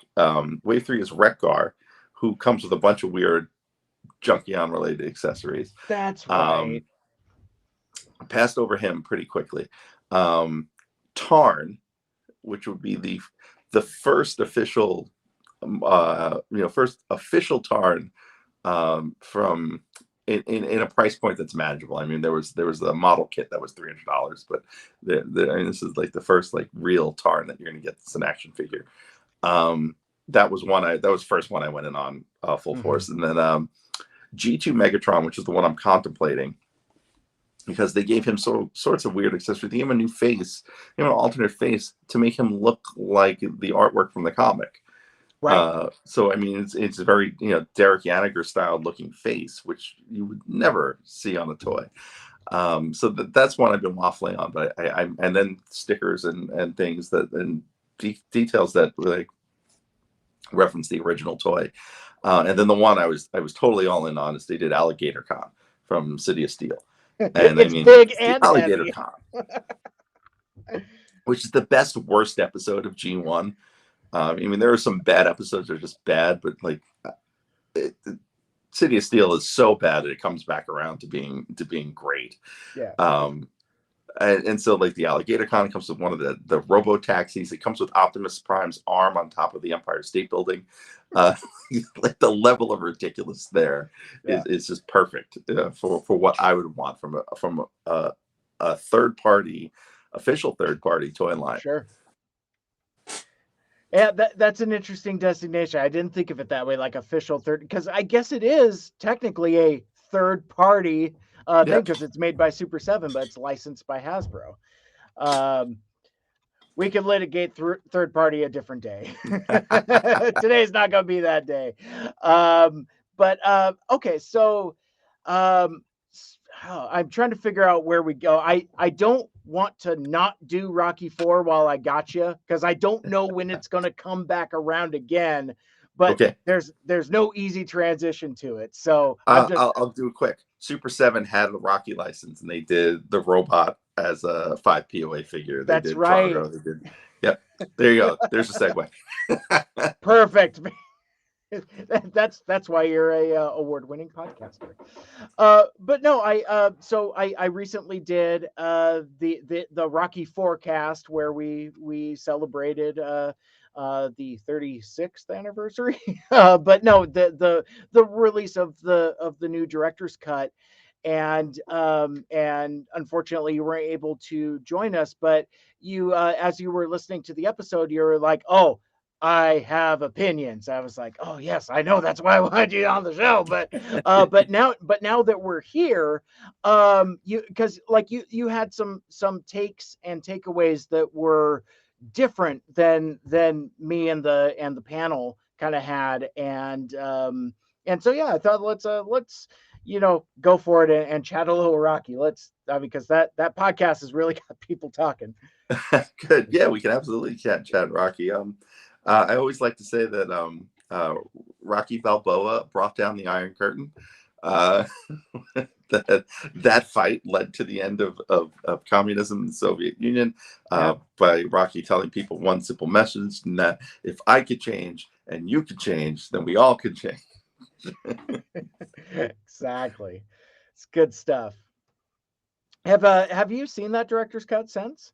I have not seen a director's cut, but when you pitched to me about being on the show, and I couldn't do it because of scheduling things, It's but scheduling, yeah. um, the first thing that came to mind for me is I've had this debate Mm. with people years ago, in one of my first jobs in television, um, working for the Yes Network, which is the Yankees Entertainment and Sports Network. So that's the Yankees television network, much like whatever, like I'm sure the Mariners or but Bally's like Northwest or something like that, right? And, Yeah.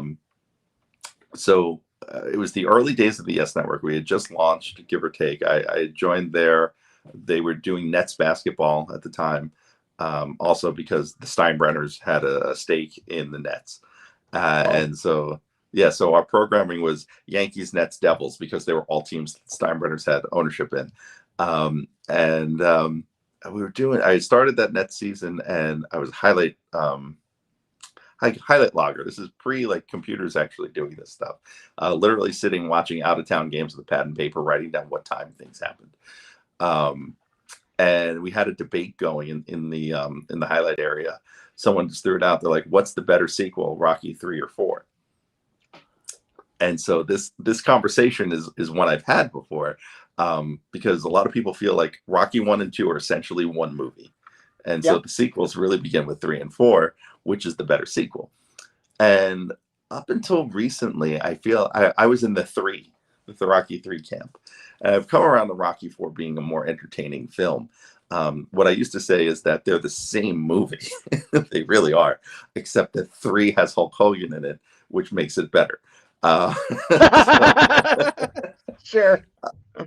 because that sequence isn't really in Rocky 4, but Right. yeah, when you get down to it, right? Like Rocky 3 is um, Rocky needs to defeat the Clubber Lang. So you have your villain character that people don't understand. You have uh, you have him. His trainer dies. Mickey dies. Right. Apollo takes over as his trainer. He wrestles Hulk Hogan. That's the one extra piece. Then he fights Clubber Lang. He uses the get him tired technique, right? He takes punches and then beats him. Rope a dope.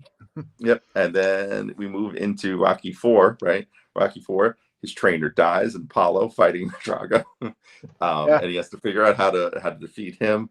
It also helps that Drago is cheating, so he becomes this villain character, even though he doesn't really speak. So it's essentially the same movie minus Hulk Hogan. So to me, but then again, you have the Living in America scene. So I think those two cancel each other out.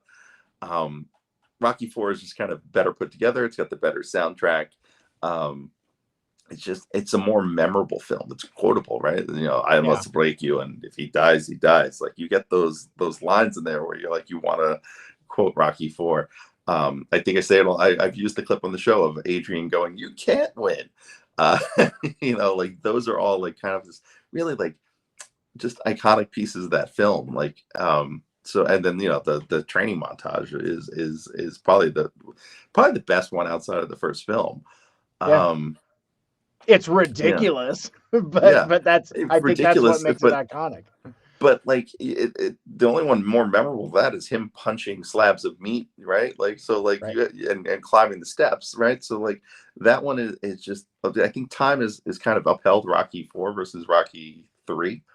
Hmm. Um, but yeah, I think my one strong take is that is that leads to the downfall of communism, to when the Scorpions and Jesus Jones bring down the Berlin Wall, which is probably just my mind working backwards, but that's okay. That's fine. It Yes. it all checks out. I like it. I like it.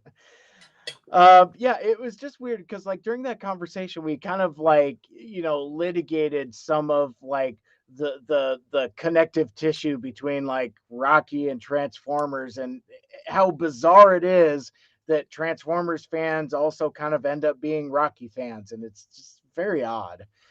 Just kind of trying to figure out that dichotomy. Yeah, and there's overlap there in that you know, uh, even with Rocky Four, I'm trying to remember, there was something I covered with the soundtrack in my soundtrack episode about one of the songs was meant for a Stallone film in Cobra, Hmm. and It it was the was touch. it was the touch, right? And Yeah, yeah. Stallone decided, still no, not Cobra. It was meant for Beverly Hills Cop, wasn't it? Stallone was supposed to be in Beverly Hills Cop and then left to go do Cobra. Oh, And I'm right. not sure where the Yeah. song falls in, but it was supposed to be for one of those movies. Yes. I have to go back to my research and Yeah. relitigate that, but yeah. So there's Um, that tie there. I mean, there's certainly the musical tie there. yeah. Personally, I feel "No Easy Way Out" is the best song in that movie, in Rocky Four. And there's a great cover of it if you can hunt it down. It's not on Spotify, but it's on YouTube. Bullet for My Valentine did an incredible version of that song.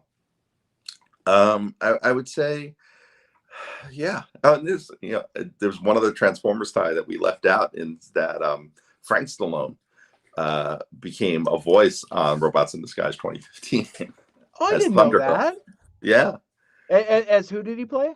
Thunderhoof, Okay. I who I is don't know what the that is. Transformer the Decepticon that turns into a giant tractor, I think. Oh my gosh. And in robot mode, he's got like a more of like a moose face and giant antlers. Huh. Very cool. I love it. Well, as we kind of kind of hit the accelerator and try to run through some of these topics before it gets too terribly late and the sun starts coming up and like the While it's janitor still starts. 2021.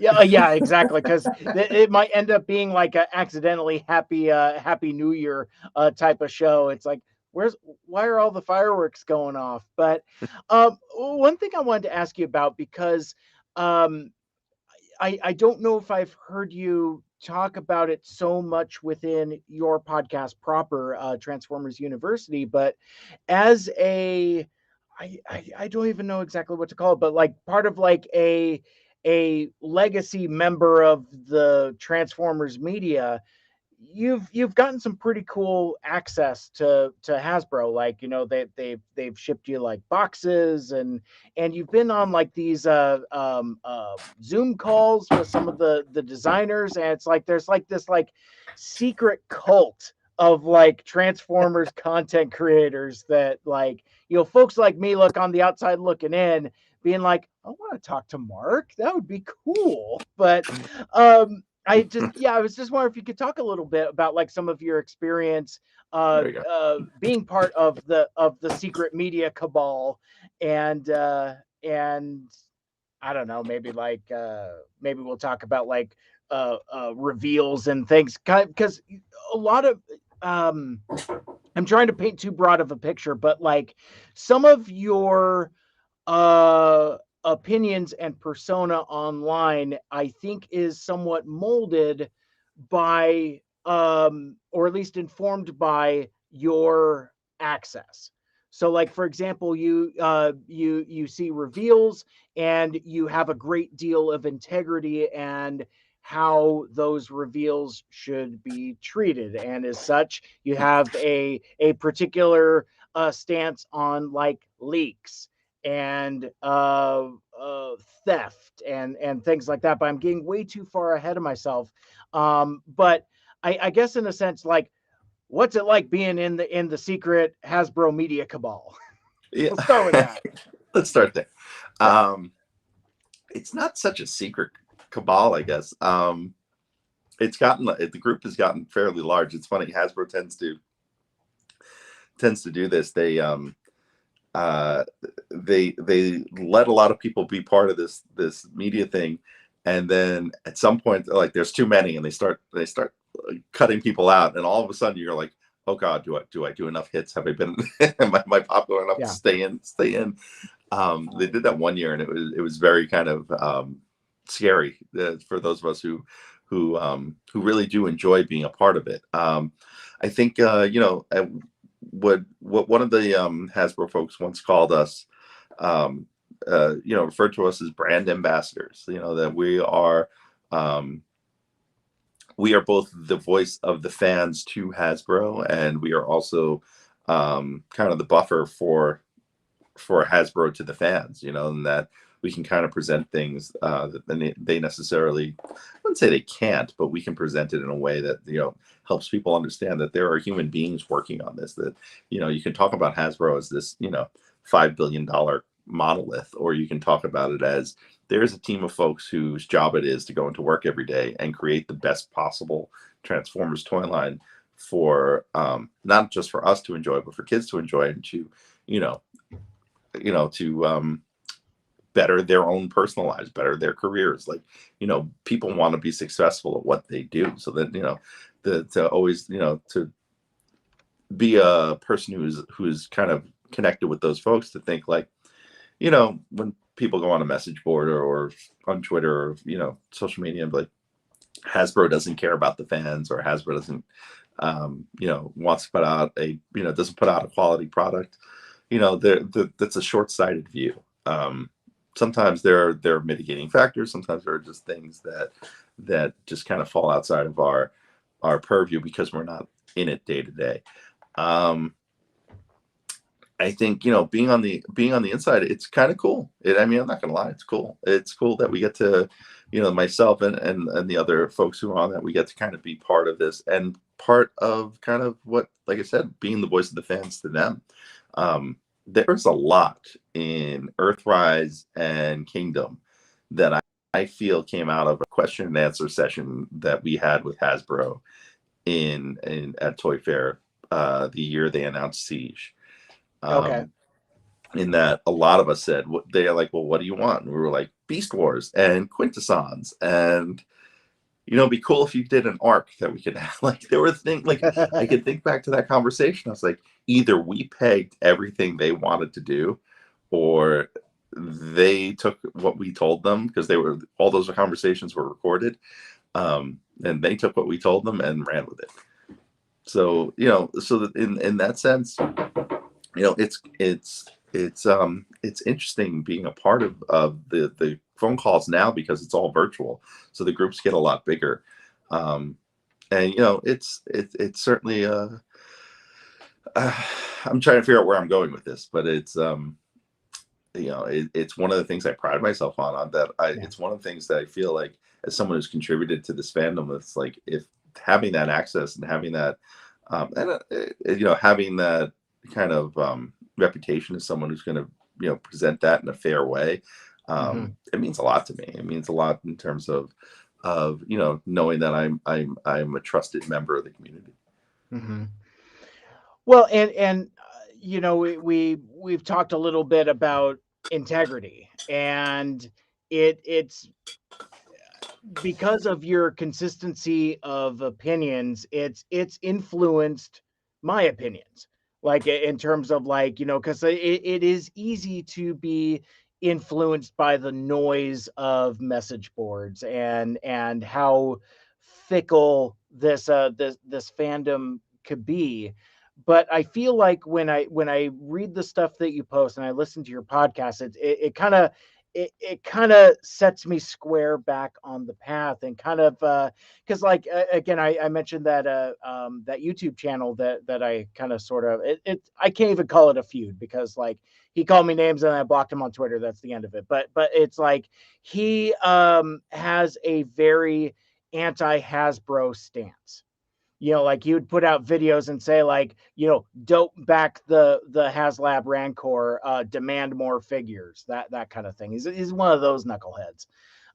seems to know frighteningly little about Transformers.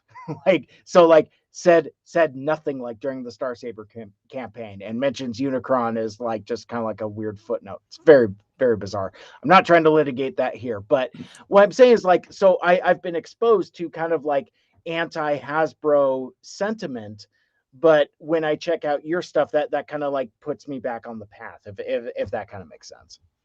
Yeah, one of the things I always find funny, I find really amusing is when, and you know that I'm not a third party person, but people are like, well, third party did this better, or third party's doing the things we want, the characters we want. And the thing that always pops in my head is well, one, they can do what they want because they don't have to kind of adhere to any sort of child safety laws. Right. They can add in extra features because they're working at a smaller scale of quantity. So I always say, like, well, if they're making 10,000 figures and something, adding a feature costs a nickel per figure, right?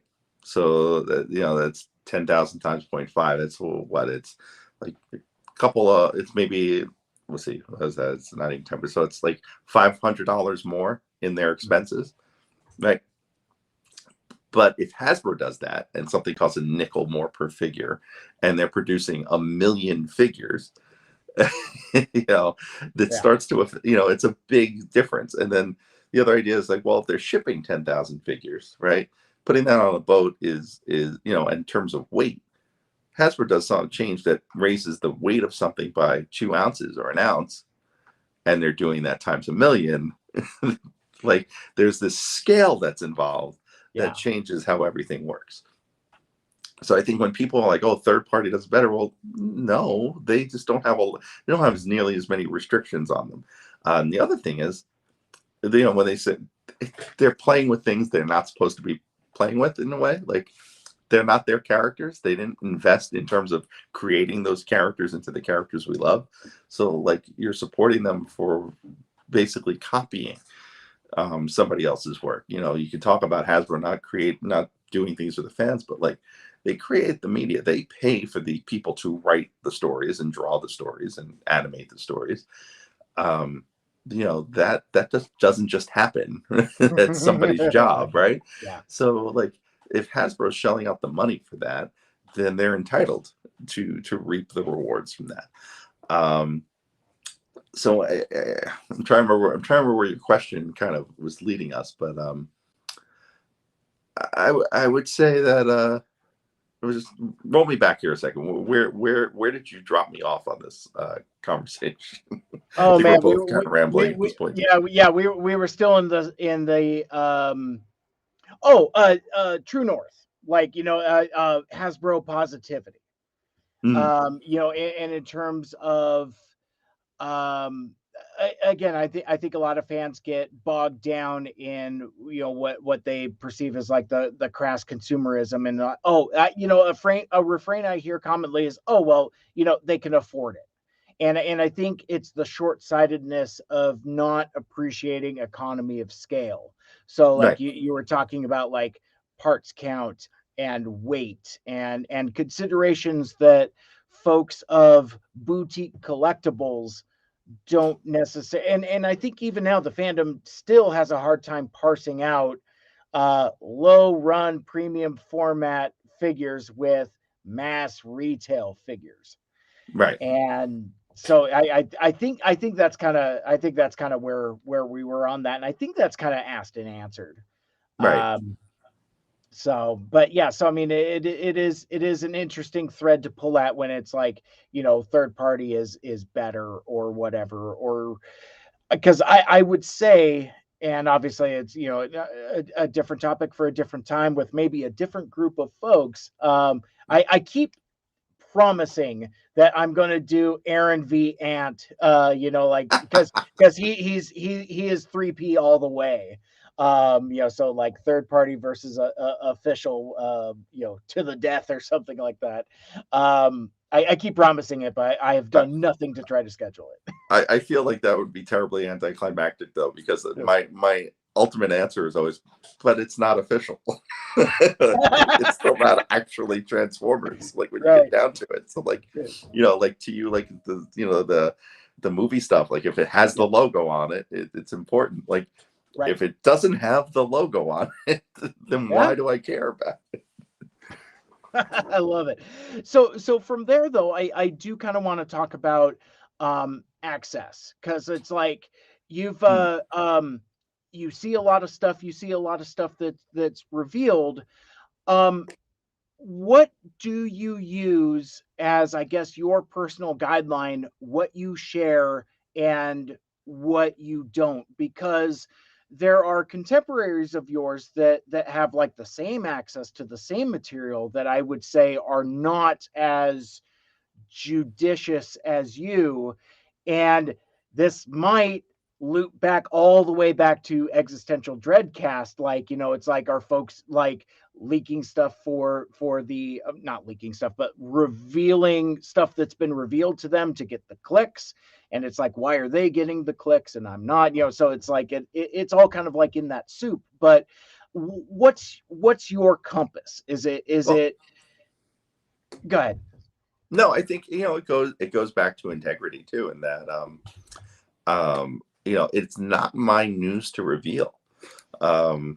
If something leaks, or if someone gets a stolen prototype, I try not to promote them, because that's just encouraging them, right? So Mm-hmm. yes, they're getting the clicks, but then they're getting more via me.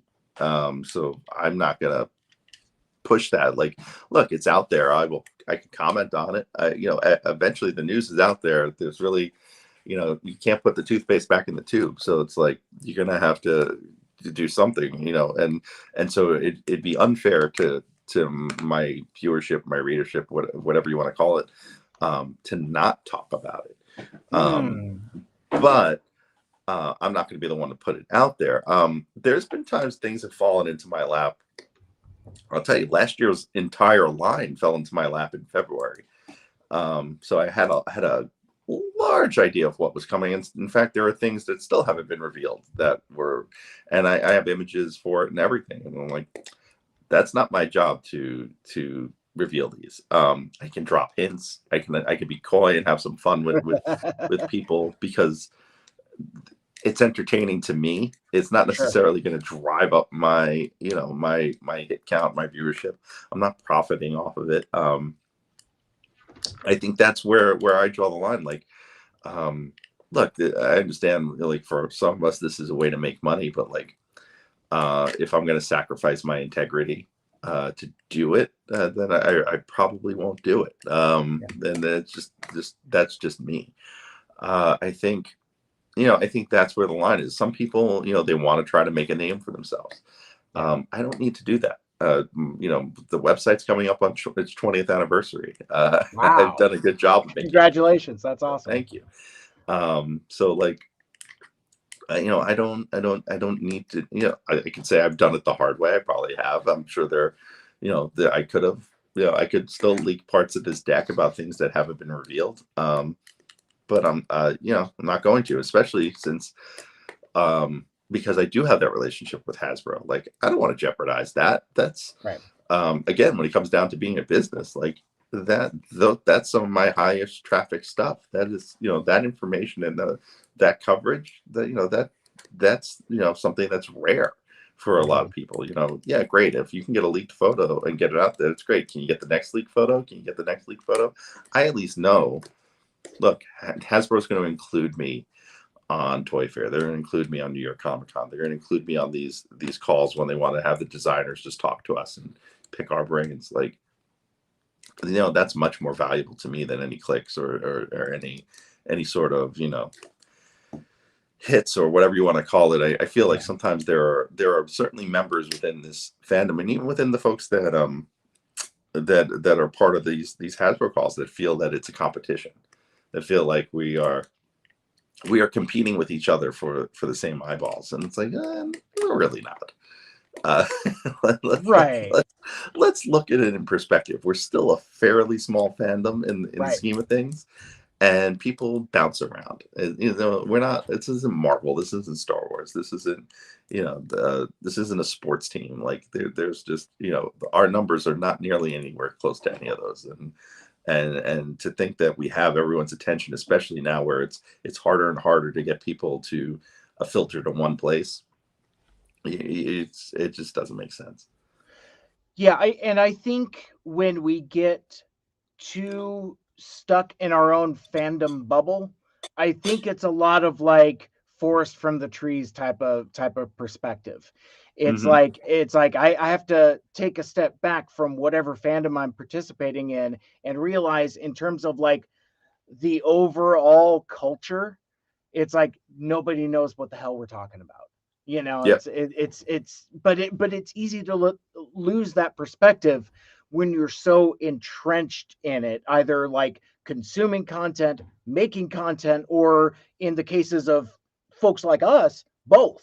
You Right. know, it's yeah, it's endlessly fascinating. But I guess the thing I wanted to ask you about specifically is like the specific mechanics of like, so does like, so Hasbro will give you like a slideshow, and then like do they say like, I mean, like what kind of like instructions do they give? So like if like I got like sensitive material with like no instructions, I don't know if I would know what to do with it or what the expectation is. Hmm. Okay. So we don't get necessarily sensitive material sent to us in any way. Maybe a day or two before, depending on what the product is and what the thing is. Sometimes we'll get if they want us to be the people that put out the information, they'll send us a Dropbox link with photos Okay. to say, hey, here, and these are embargoed until this time, 12 midnight Eastern time on this date, whatever it is. So you can set up your stories, but you can't publish anything until then. That's Got it. one scenario. In previous years at Toy Fair, and if you go back, I don't know, it's got to be archived somewhere, but the 2020 Toy Fair was the presentation that we got exclusive access to prior to 2020. In 2020, they webcast the whole thing. That was always a no pictures allowed. Here's a slideshow, and here's the things we're revealing. Very similar to what they would do at a BotCon panel when the BotCon was around and official.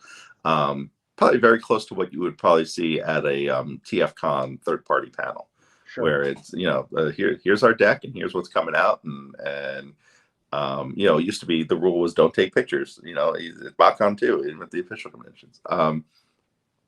Those decks now, when you see slides leak, are usually from sales presentations sent to buyers for retailers. So like that one you see for the slide that leaked for Cybertron Metroplex, right? Mm-hmm. That is a now I think it had the buyer's name, email address, like It's watermarked on it. watermarked. Yeah. Right, but that was either sent to him or shown to him in some sort of, or her, in a Teams meeting maybe, or some sort of slide share, kind of situation. And then someone photographed it either on the buyer's team, on the Hasbro side. I mean, it could have been anyone, who was part of that meeting. You don't know how many people were in that call. Mm. For example, the deck that I have from last year, is the one that leaked. Same thing. It is someone taking photos of a slide deck to a buyer. I would say generally we get a press release or we get contacted from our press folks, with something of, hey, we want you to participate in. We want to know if you can participate in whatever it is. Here's the dates. Here's the information. Write us back. And then we go from there. So that's how a lot of these press calls happen is, hey, we want to have a Zoom call on, next Friday. Would you want to take part? If so, we'll send you, let us know, and we'll send you a link, the information Okay. a day or two beforehand. So next thing you know, you're talking to Mark being shown Kingdom Blaster or something like that. Right. And they don't necessarily tell us what the calls are going to be about. Oh, You know, okay. a year ago they did with one. They were like, "We want to mail you the first wave of Kingdom. What's your address?" And we're going to have a phone call, and you can tell us what you think. We're going to have an opening party, and so we did like an unboxing party with with the designers and with the other groups, and we went through like one by one, went through the figures and kind of gave our initial reactions to it. Mm. So it was kind of almost like a focus group in a lot of ways, right? Yeah, Uh, yeah. but and then and while we're doing that, they're telling us some of the behind the scenes stuff about the characters or about the designs or what have you. Um, the recent calls have been more Q&A. They'll reveal some figures to us, show us slides in them. One's it was weird the last time because it was like, here's all the Studio Series stuff that we just told everyone about 3 days ago. So like none of it was new, but we kind of got to do the behind the scenes stuff of like, here are the design sketches, and then they didn't tell us they Oh, were going to show us cool. RC. We just found out we were going to see Studio Series RC when they did it, and same thing with like Mark showing us his desktop with with all that stuff on it. None of that was planned, at least not to our knowledge. Hmm. You know, people like, oh, he left all that stuff there for us to see. I don't think he did. That was just dumb luck. But they told us we could take screen caps. Like they didn't even tell us ahead of time if we could take screen caps. You know, it was weird because they tell us like the information from those calls are embargoed until a certain time. So like we can't even Right. talk about being on those calls till after they're done, and then Hmm. sometimes a few hours after that. Interesting. That it's just such a fascinating world. Just again, it has the air of wine caves and just people in like special robes and stuff like that. It just sounds very, very cool. We are the stone cutters. There you go. There you go. I like that you were picking up on what I was putting down. That's great. But We do. I keep it's been a while since I've reached out to Hasbro, because like I've talked about on this podcast a number of times. I'd really like to get Mark on, and just Hmm. just because like he is he's captured our imagination in a way that like one of these design folks just like hasn't, and has just become like this big personality like over like the last 2 years. It's just like, oh, I'm gonna show up at Fan First Friday. Oh no, Mark, I'm out. Call me back when you bring Mark. We want Mark. And I kept putting that like in the chats and stuff. Hopefully they're reading that along with more Target exclusives, please. Yes. I've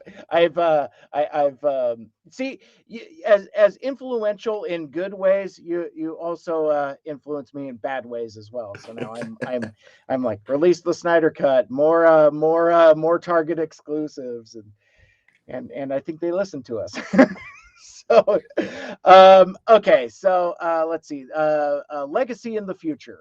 We kind of wanted to talk about um comics a bit, because kind of like the um well, quite frankly, the comics license is kind of in flux. It's like, I don't know if anything is confirmed whether IDW is going to retain the license, but it does make things interesting as we go into, as you mentioned earlier in the show, kind of a I forget how you phrased it, like kind of like a lull period where there really isn't a whole lot.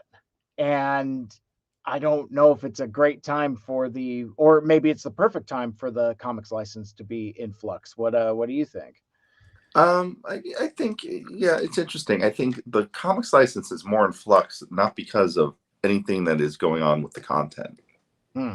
I mean, and I don't necessarily feel great about a lot of the content, but I think um, the license is in flux because IDW is not doing too well financially. Like, Ah, okay. the fact that they just cut John Barber loose, um, and as editor in chief, and then they everything I've heard in the last year and a half is that they're not making a lot of money, and they're losing a lot of money to their television production side, which they don't have a lot. They have Winona Earp, which is one of their books ported to TV, starring Mrs. McMurray from Letterkenny.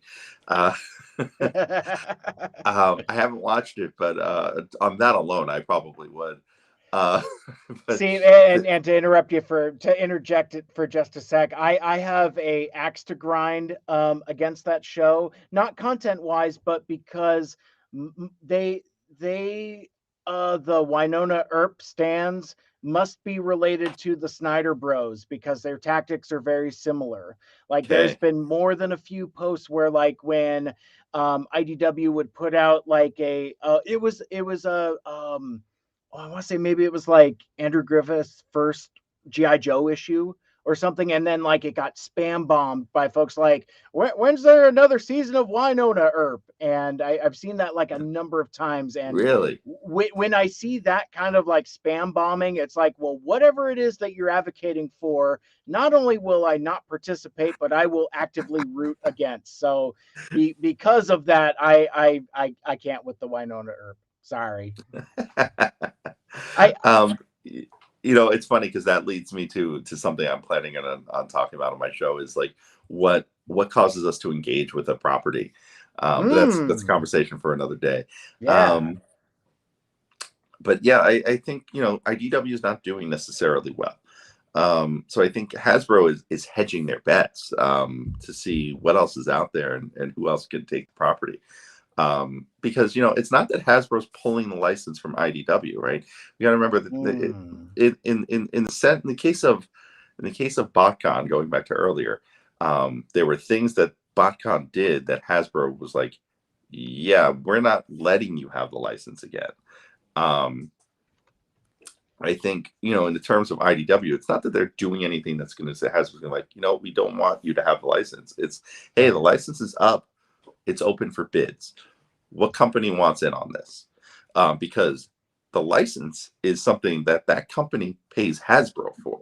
So for Hasbro, it's an auction. It's who wants it and who's going to do the best with what we're giving you. So, they want to get the most. First, they're going to make money off it regardless because said comic book company is paying Hasbro to do it. And so Hasbro's looking at it. It's I think all this licensing is a cash cow for them. So IDW getting it isn't necessarily financially bad for Hasbro. It's just that if they're probably more worried is can IDW actually pay us because they're losing money. Yeah. What happens if they sense. go bankrupt? Because then they don't have to pay us. So and then the license is caught up in contractual hell until either IDW folds or the license expires. So it's probably more of a, hey, let's shop this around. If it goes to Skybound, I think that's a great fit. I think Robert Kirkman as a fan, as a fan, I don't know if he gets Transformers, but he certainly loves Transformers the movie, from what I could tell, and early G1. But as a creator, he's someone who takes a lot of weird risks, which I think Transformers fans and Transformers comic book fans appreciate. You look at early Walking Dead comics. I mean, there's a lot of risks there. There's a lot of stuff that you don't see in early 2000s comics. A lot of commentary on same-sex relationships. A lot of commentary on race. I think for a creator like Kirkman kind of did you talk about The Walking Dead in the context of the TV show, which came out way later than the comic.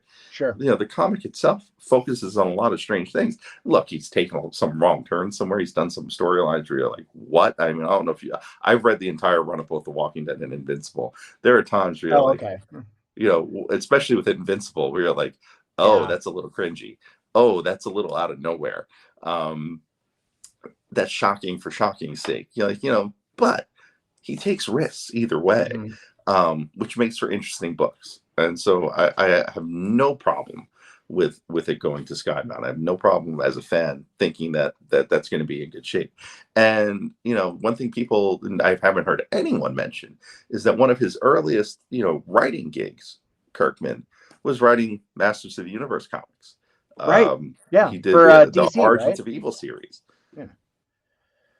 Yeah, it's and all of his early Marvel stuff. It's like folks forget about like that Ant-Man run that he did, and a bunch of other stuff. He did like a Marvel team up book that was delightfully bizarre and kind of like that kind of Kirkman-esque type of thing. And it's so weird. Like I met him at a comic convention in Seattle, like, I don't know, 15 years ago. And back when like his hot book on the stands was like The Irredeemable Ant-Man. And it's just, so, I mean, so we're like years away from Walking Dead. And it's just, it's weird when you have those kinds of moments. Whereas like he would later come back to the Emerald City Comic Con, but he would be like in the same bullpen that they would put like Stan Lee and Leonard Nimoy in, with like the celebrities and stuff. It's like, yeah, it's just very bizarre. Whereas when I saw him, he was just a dude with a table. It's just very bizarre. But I wish that I had known then what I know now about his affection for Transformers the movie, because I'd have just stood at his table and talked to him about that way back then. And so he's gone on the record a number of times. Like he was on Kevin Smith's show. He did a thing with Chris Hardwick, and that Chris Hardwick podcast is especially painful because like you could hear where like Hardwick's like, I no longer have any idea what you're talking about. And for me, he's just talking about the movie, and like characters and situations in the movie. And it's like, oh, and this and that and the quintessons and this and that. And it's like, yeah, that stuff. Dinosaur guy, it's just, yeah, but it was very interesting to hear him talk about how his appetite for risk in his own writing was largely influenced by seeing that movie, which I thought really kind of resonated with me, especially being such a fan of it. But I thought that was like a really cool revelation that I had come across this last year. Let's see. I have Invincible here in the notes also, because like once upon a time we were going to do an Invincible cast, but Oh yeah, that would have been yeah, that would have been fun. that would have been fun. And I think what had happened is we had missed the window. It's Yes. like, oh yeah, we should do an Invincible cast, and then it became like months after it dropped. That show rules, and I think what really kind of cemented the and I think maybe this was before I had heard those Kirkman interviews. I had seen the first episode of the show. I wasn't a reader of the comic, so the show is my first exposure to the property. And so you get to the end of that first episode and it goes as hard as it does, and then I hear Kirkman talk about being, kind of affected by Transformers the movie. I'm like, oh, it's just the shuttle attack. I get it now. Yeah. It's like, and so like I was able to like instantly connect that. But yeah, I mean, what a terrific show. And there's stakes. Yeah. There's stakes involved. I think it's going to be interesting to see how they correct. I don't want to say correct, but there's some things that happen in the comic that are either weird departures from the storytelling, or things that are kind of cringy in a modern context. And so we'll see it. We'll see how they go. Hopefully they'll find ways to kind of rewrite it and rethink some of that stuff. Circling back real quick to Transformers comics. I don't know if you're reading current IDW. I know I'm a bit behind. I just want to, one of the observations I've made is I'm okay with it. I'm okay with it going away from the current story, going into another reboot at some point. If only, and I was when Lost Light and Optimus Prime ended with the Unicron series, because I felt like we were too weighed down by continuity at that point. Yeah, it was like 13 years of continuity. It was, yeah, that it was you really had to, yeah, and so like it was time for reboot. But I think the issue they've had with the current reboot, and about a year ago, there were two issues. Issues 24 and 25 were really good.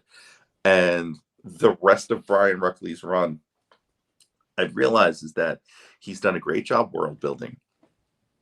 He's done a great job crafting a story, but he has not adapted to the comic book medium properly. So there's a good story there, but it's told with all the style and grace of a Ransom note.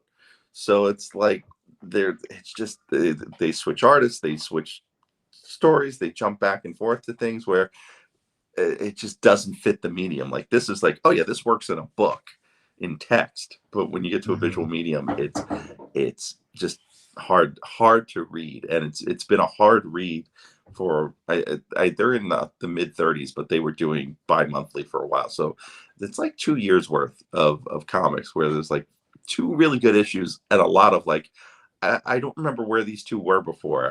Why did we jump to this scene for 2 pages and then jump back? Like, and there's a failing also on the other end. Again, I don't know if this is Ruckley or the editors in terms of putting in the story together in this way.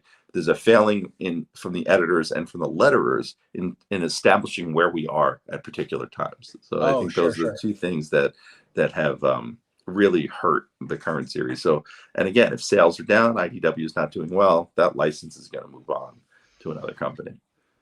Yeah, when a light bulb exploded over my head when we were kind of talking about bankruptcy potentially. I was like, oh my God, it could potentially just be Dreamwave all over again. You know? I don't think it'll ever be that bad.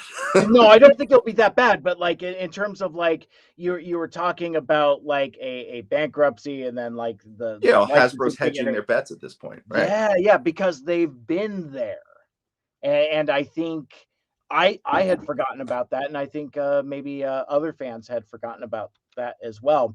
So my last topic heading as we close out this epic marathon, New Year's Eve, because it's New Year's Eve where you're at now for sure. But one of the perspectives of yours that I have come to genuinely respect and treasure over like the last year is the perspective of enjoy things. And you've kind of almost made it part of your branding and your interaction. You're like, yeah, enjoy things. And I think some of that is kind of perhaps spurned on by the criticism, reaction, whatever you want to call it, to the Masters of the Universe Revelation Kevin Smith show. But I think it's also kind of been I've personally contextualized it as just like, quit being salty fans. I find myself kind of at a number of times being like, am I just being salty for the sake of it?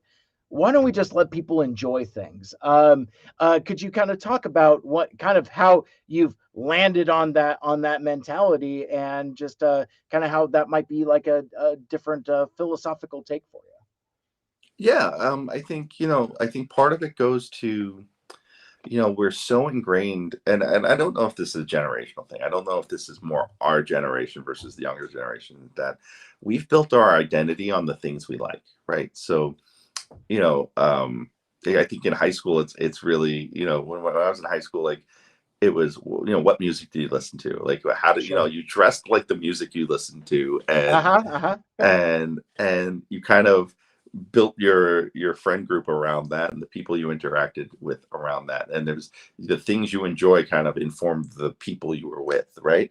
But I've come to realize is that, like, look, what we're doing here isn't there's no life or death aspect to it, right? We're not doctors. We're not this isn't, buying a toy or not buying a toy isn't going to save someone's life. It isn't going to make someone's life worse. So it's meant to be fun. Toys are meant to be fun. I joke about people who are box collectors like yourself. I'm like, open those up, because like they're meant to be played with, right? Yeah. I mean, I am just slow at opening things up. It's why I got a pile of stuff to open. I also have a 3-year-old, so like there are times where I'm like, I don't want to open this yet because I don't know when she's going to be in here and screwing around with it. I think, the idea is that, look, toys are meant to be fun. TV's meant to be fun. Comic books are meant to be fun. No one's forcing you to watch, read, buy. Like, Sure. no one's got Yeah. a gun to your head. The idea that oh, Hasbro makes us buy this particular figure. No one's making you buy a figure. And I get it. I mean, I'm kind of a completionist, so like I get that thought process, but like in the end, you're deciding that. So like if you're going to decide that, then find the thing that you like in it, and find the way to enjoy it. Not every figure is meant to be this perfect representation of the character. Not every toy is meant to be superposable and an action figure and a transformer. Sometimes they're just meant to be something that rolls around on the ground, something you could fidget with or click around. I discovered about 2 years ago, probably around the last time I was on the show.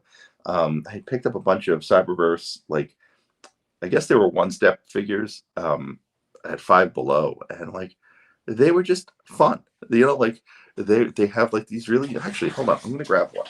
Okay. Hold on, I know this is terrible for your audio folks, right? No, it's fine. I know I keep them in a box That's why the good Lord gave me editing. because I let my daughter play with these all the time. But like, Yeah. right, this Optimus, okay, right? It's got zero articulation, right? It doesn't really do much, but like, it's got this neat transformation that flips around. Like, all you're doing is turning this one piece, and it's transformed. Like, that's just super fun and entertaining to me. That's Yeah, pretty is it the cool. best?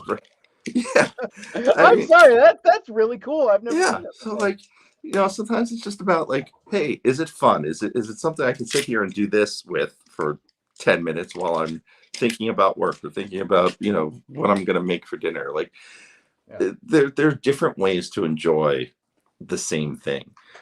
So like, just enjoy it. I think, and just remember that other people enjoy things, and they may not be what you like, or um they may not be your norm, but there's a reason they like it. So if you can look to that reason, why does somebody like this? You start enjoying more things because you try to find the way they're into that and incorporate it into what you like, and then it makes you look at the things you like differently.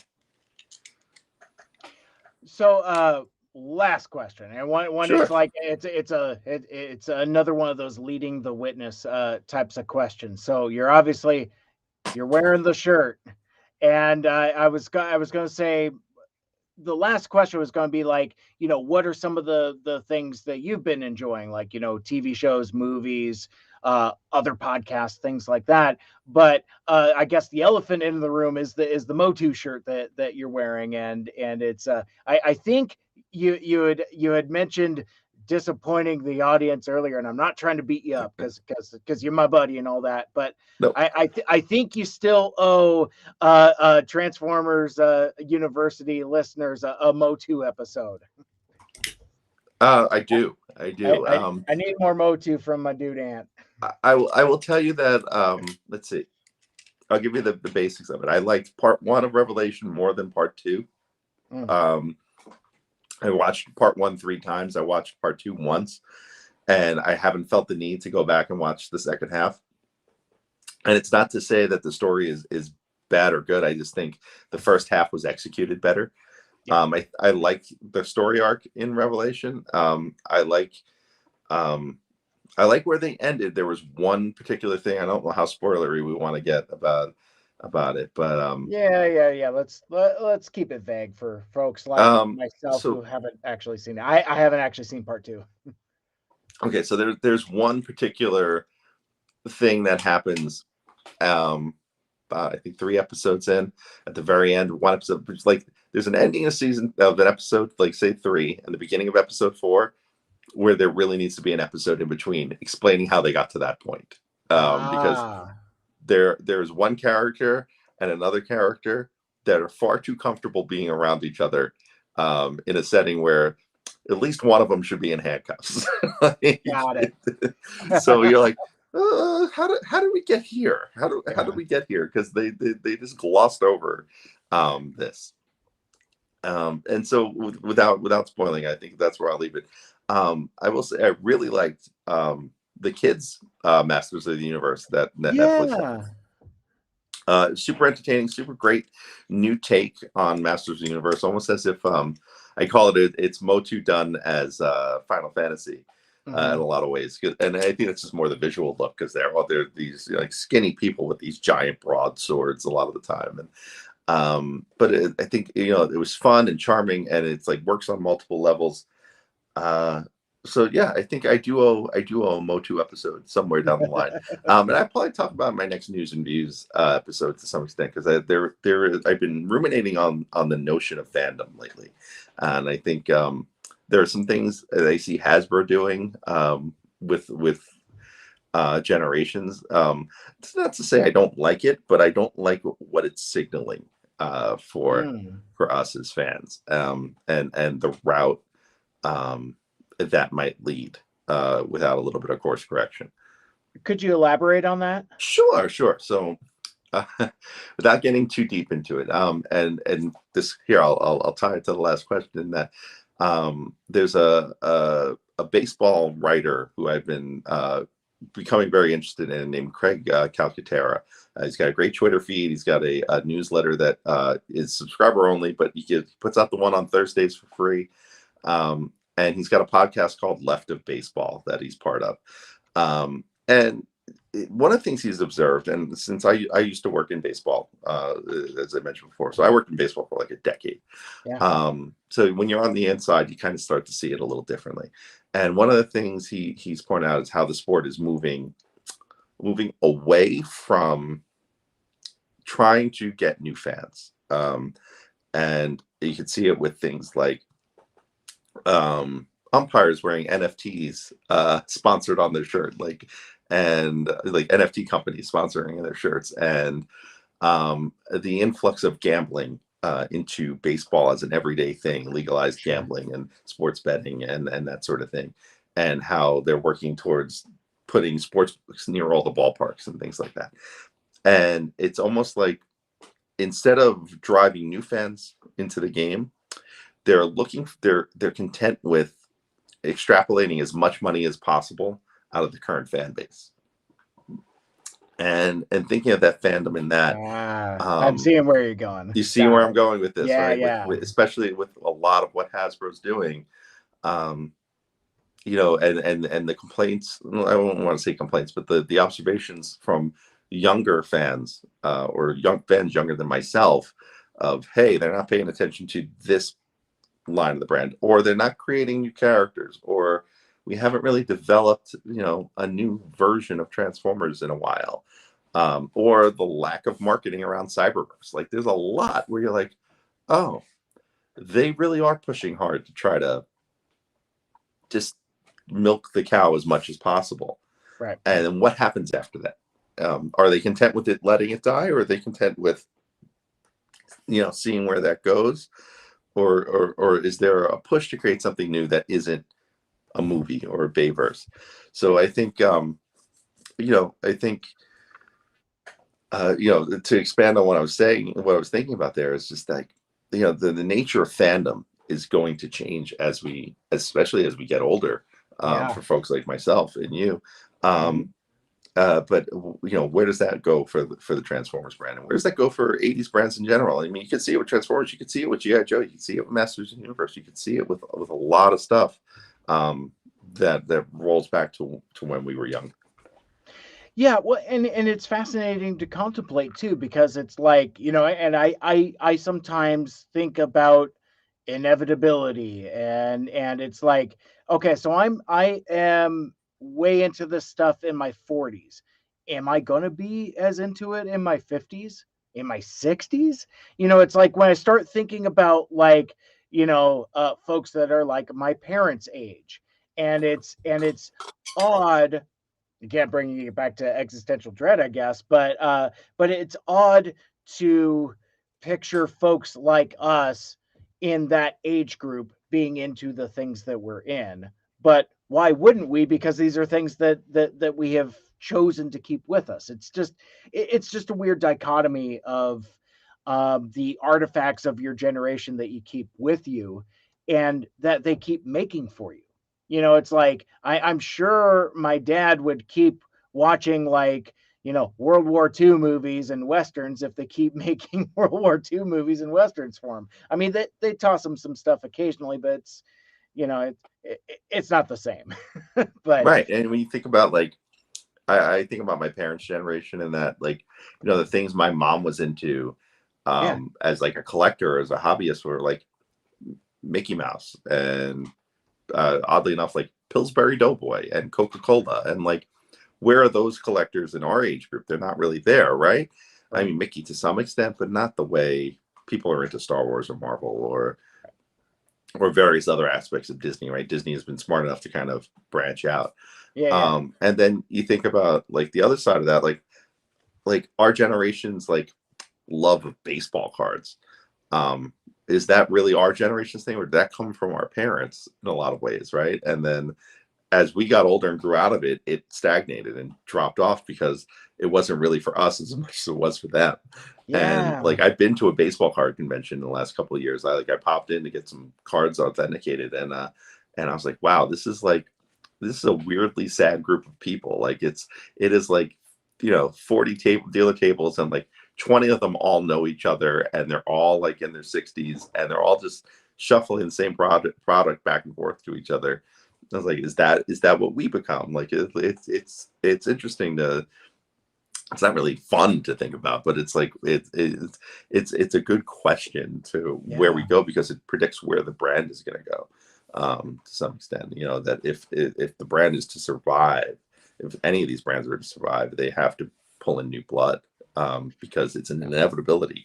So either they have to decide to pull in new blood, or they have to say, nope, we're gonna watch you go from your 40s to your 50s or 60s and have more disposable income, and we're gonna try to grab as much of that as possible. Right. Yeah. I mean, there's only so many Optimus Prime figures you could do, I guess. I don't know. I Right. mean, like, I guess in a sense, for me at least, I guess just to make it specifically singular, there's only so many times you could put the Transformers the movie on a box and I'll bite. There will come a tipping point where I'm like, no, I you know what? I've got it already. I don't need it. Legislation be damned. It's like no, and I think that's kind of like the micro version of the very macro thing that you're talking about with regards to management of the overall brand. It's frustrating and interesting to consider how for a property that's been defined by well, I mean, by change in terms of like narrative, but also the conceit of the whole thing. But no, how stagnant it has grown in the time that I've been part of the larger fandom. It's like, oh, cool, I'm here for this G1 super service, but even I'm just kind of like, okay. Can some of my friends get super serviced also? Or heavens forbid, we try something new that we can all wrap our hands around, and so I don't know if it's like violently new takes like Transformers animated, or or decidedly different takes in comics form. I don't know what it is, but I feel like you gotta do something, because yeah, at a time where even like G1ers have G1 fatigue, that's a problem. Yeah. And I think I think it's going to take it's going to be interesting to see, because I understand, you have to understand Hasbro's point of view on this too, is that they have these iconic characters, right? They want to keep making the iconic characters so they stay iconic. Yeah. So how do you retell these stories, or how do you tell how do you tell the stories that, I guess the question becomes like, can you can we as a fandom get Hasbro to focus on the stories that we know are good, that we know Mm, are worthy of a wider audience? So, for example, More Than Meets the Eye, or Lost Light, or that mid era IDW run, right? Even though it is so continuity heavy, um, you know, I think there's a lot of value in those stories, right? There's Yeah. a lot of stuff there that people would like to see brought to TV or to film or something along Mm-hmm. those lines, right? So how do we make that known? How do we make that known to Hasbro? Like, hey, you don't need an IP farm by reshopping the comics license. I mean, you do, but you don't need Yeah. it Yeah. right now. You have this great batch of tales that hasn't been told in a different medium. Run with it, or you know what, abandon it entirely and tell us a whole new story, and Right. we're good with that too. Give us, you know, it's funny because I'll circle us back to the beginning of our conversation. Um, Robots in Disguise 2015. I don't know if you watched it at all. No, no. Okay, did you watch Prime or you skipped Prime too? I dipped in and out. Okay, I got maybe I'll just say no for the sake of keeping the discussion moving. okay. So whereas Prime is kind of a basic Transformers tale of Optimus and a group of Autobots ending up on Earth to fight the Decepticons, right? Robots in Disguise 2015 is a very different Transformer story. It's aimed a little younger than Prime, but it is the continuation of the end of Prime, where now it is a group of Autobots led by Bumblebee to hide out on Earth and find all these Decepticons who have escaped a prison ship. This is a prison ship that Mm, crashed, and they have to hunt them all down. Um, and capture them and bring them back to Cybertron.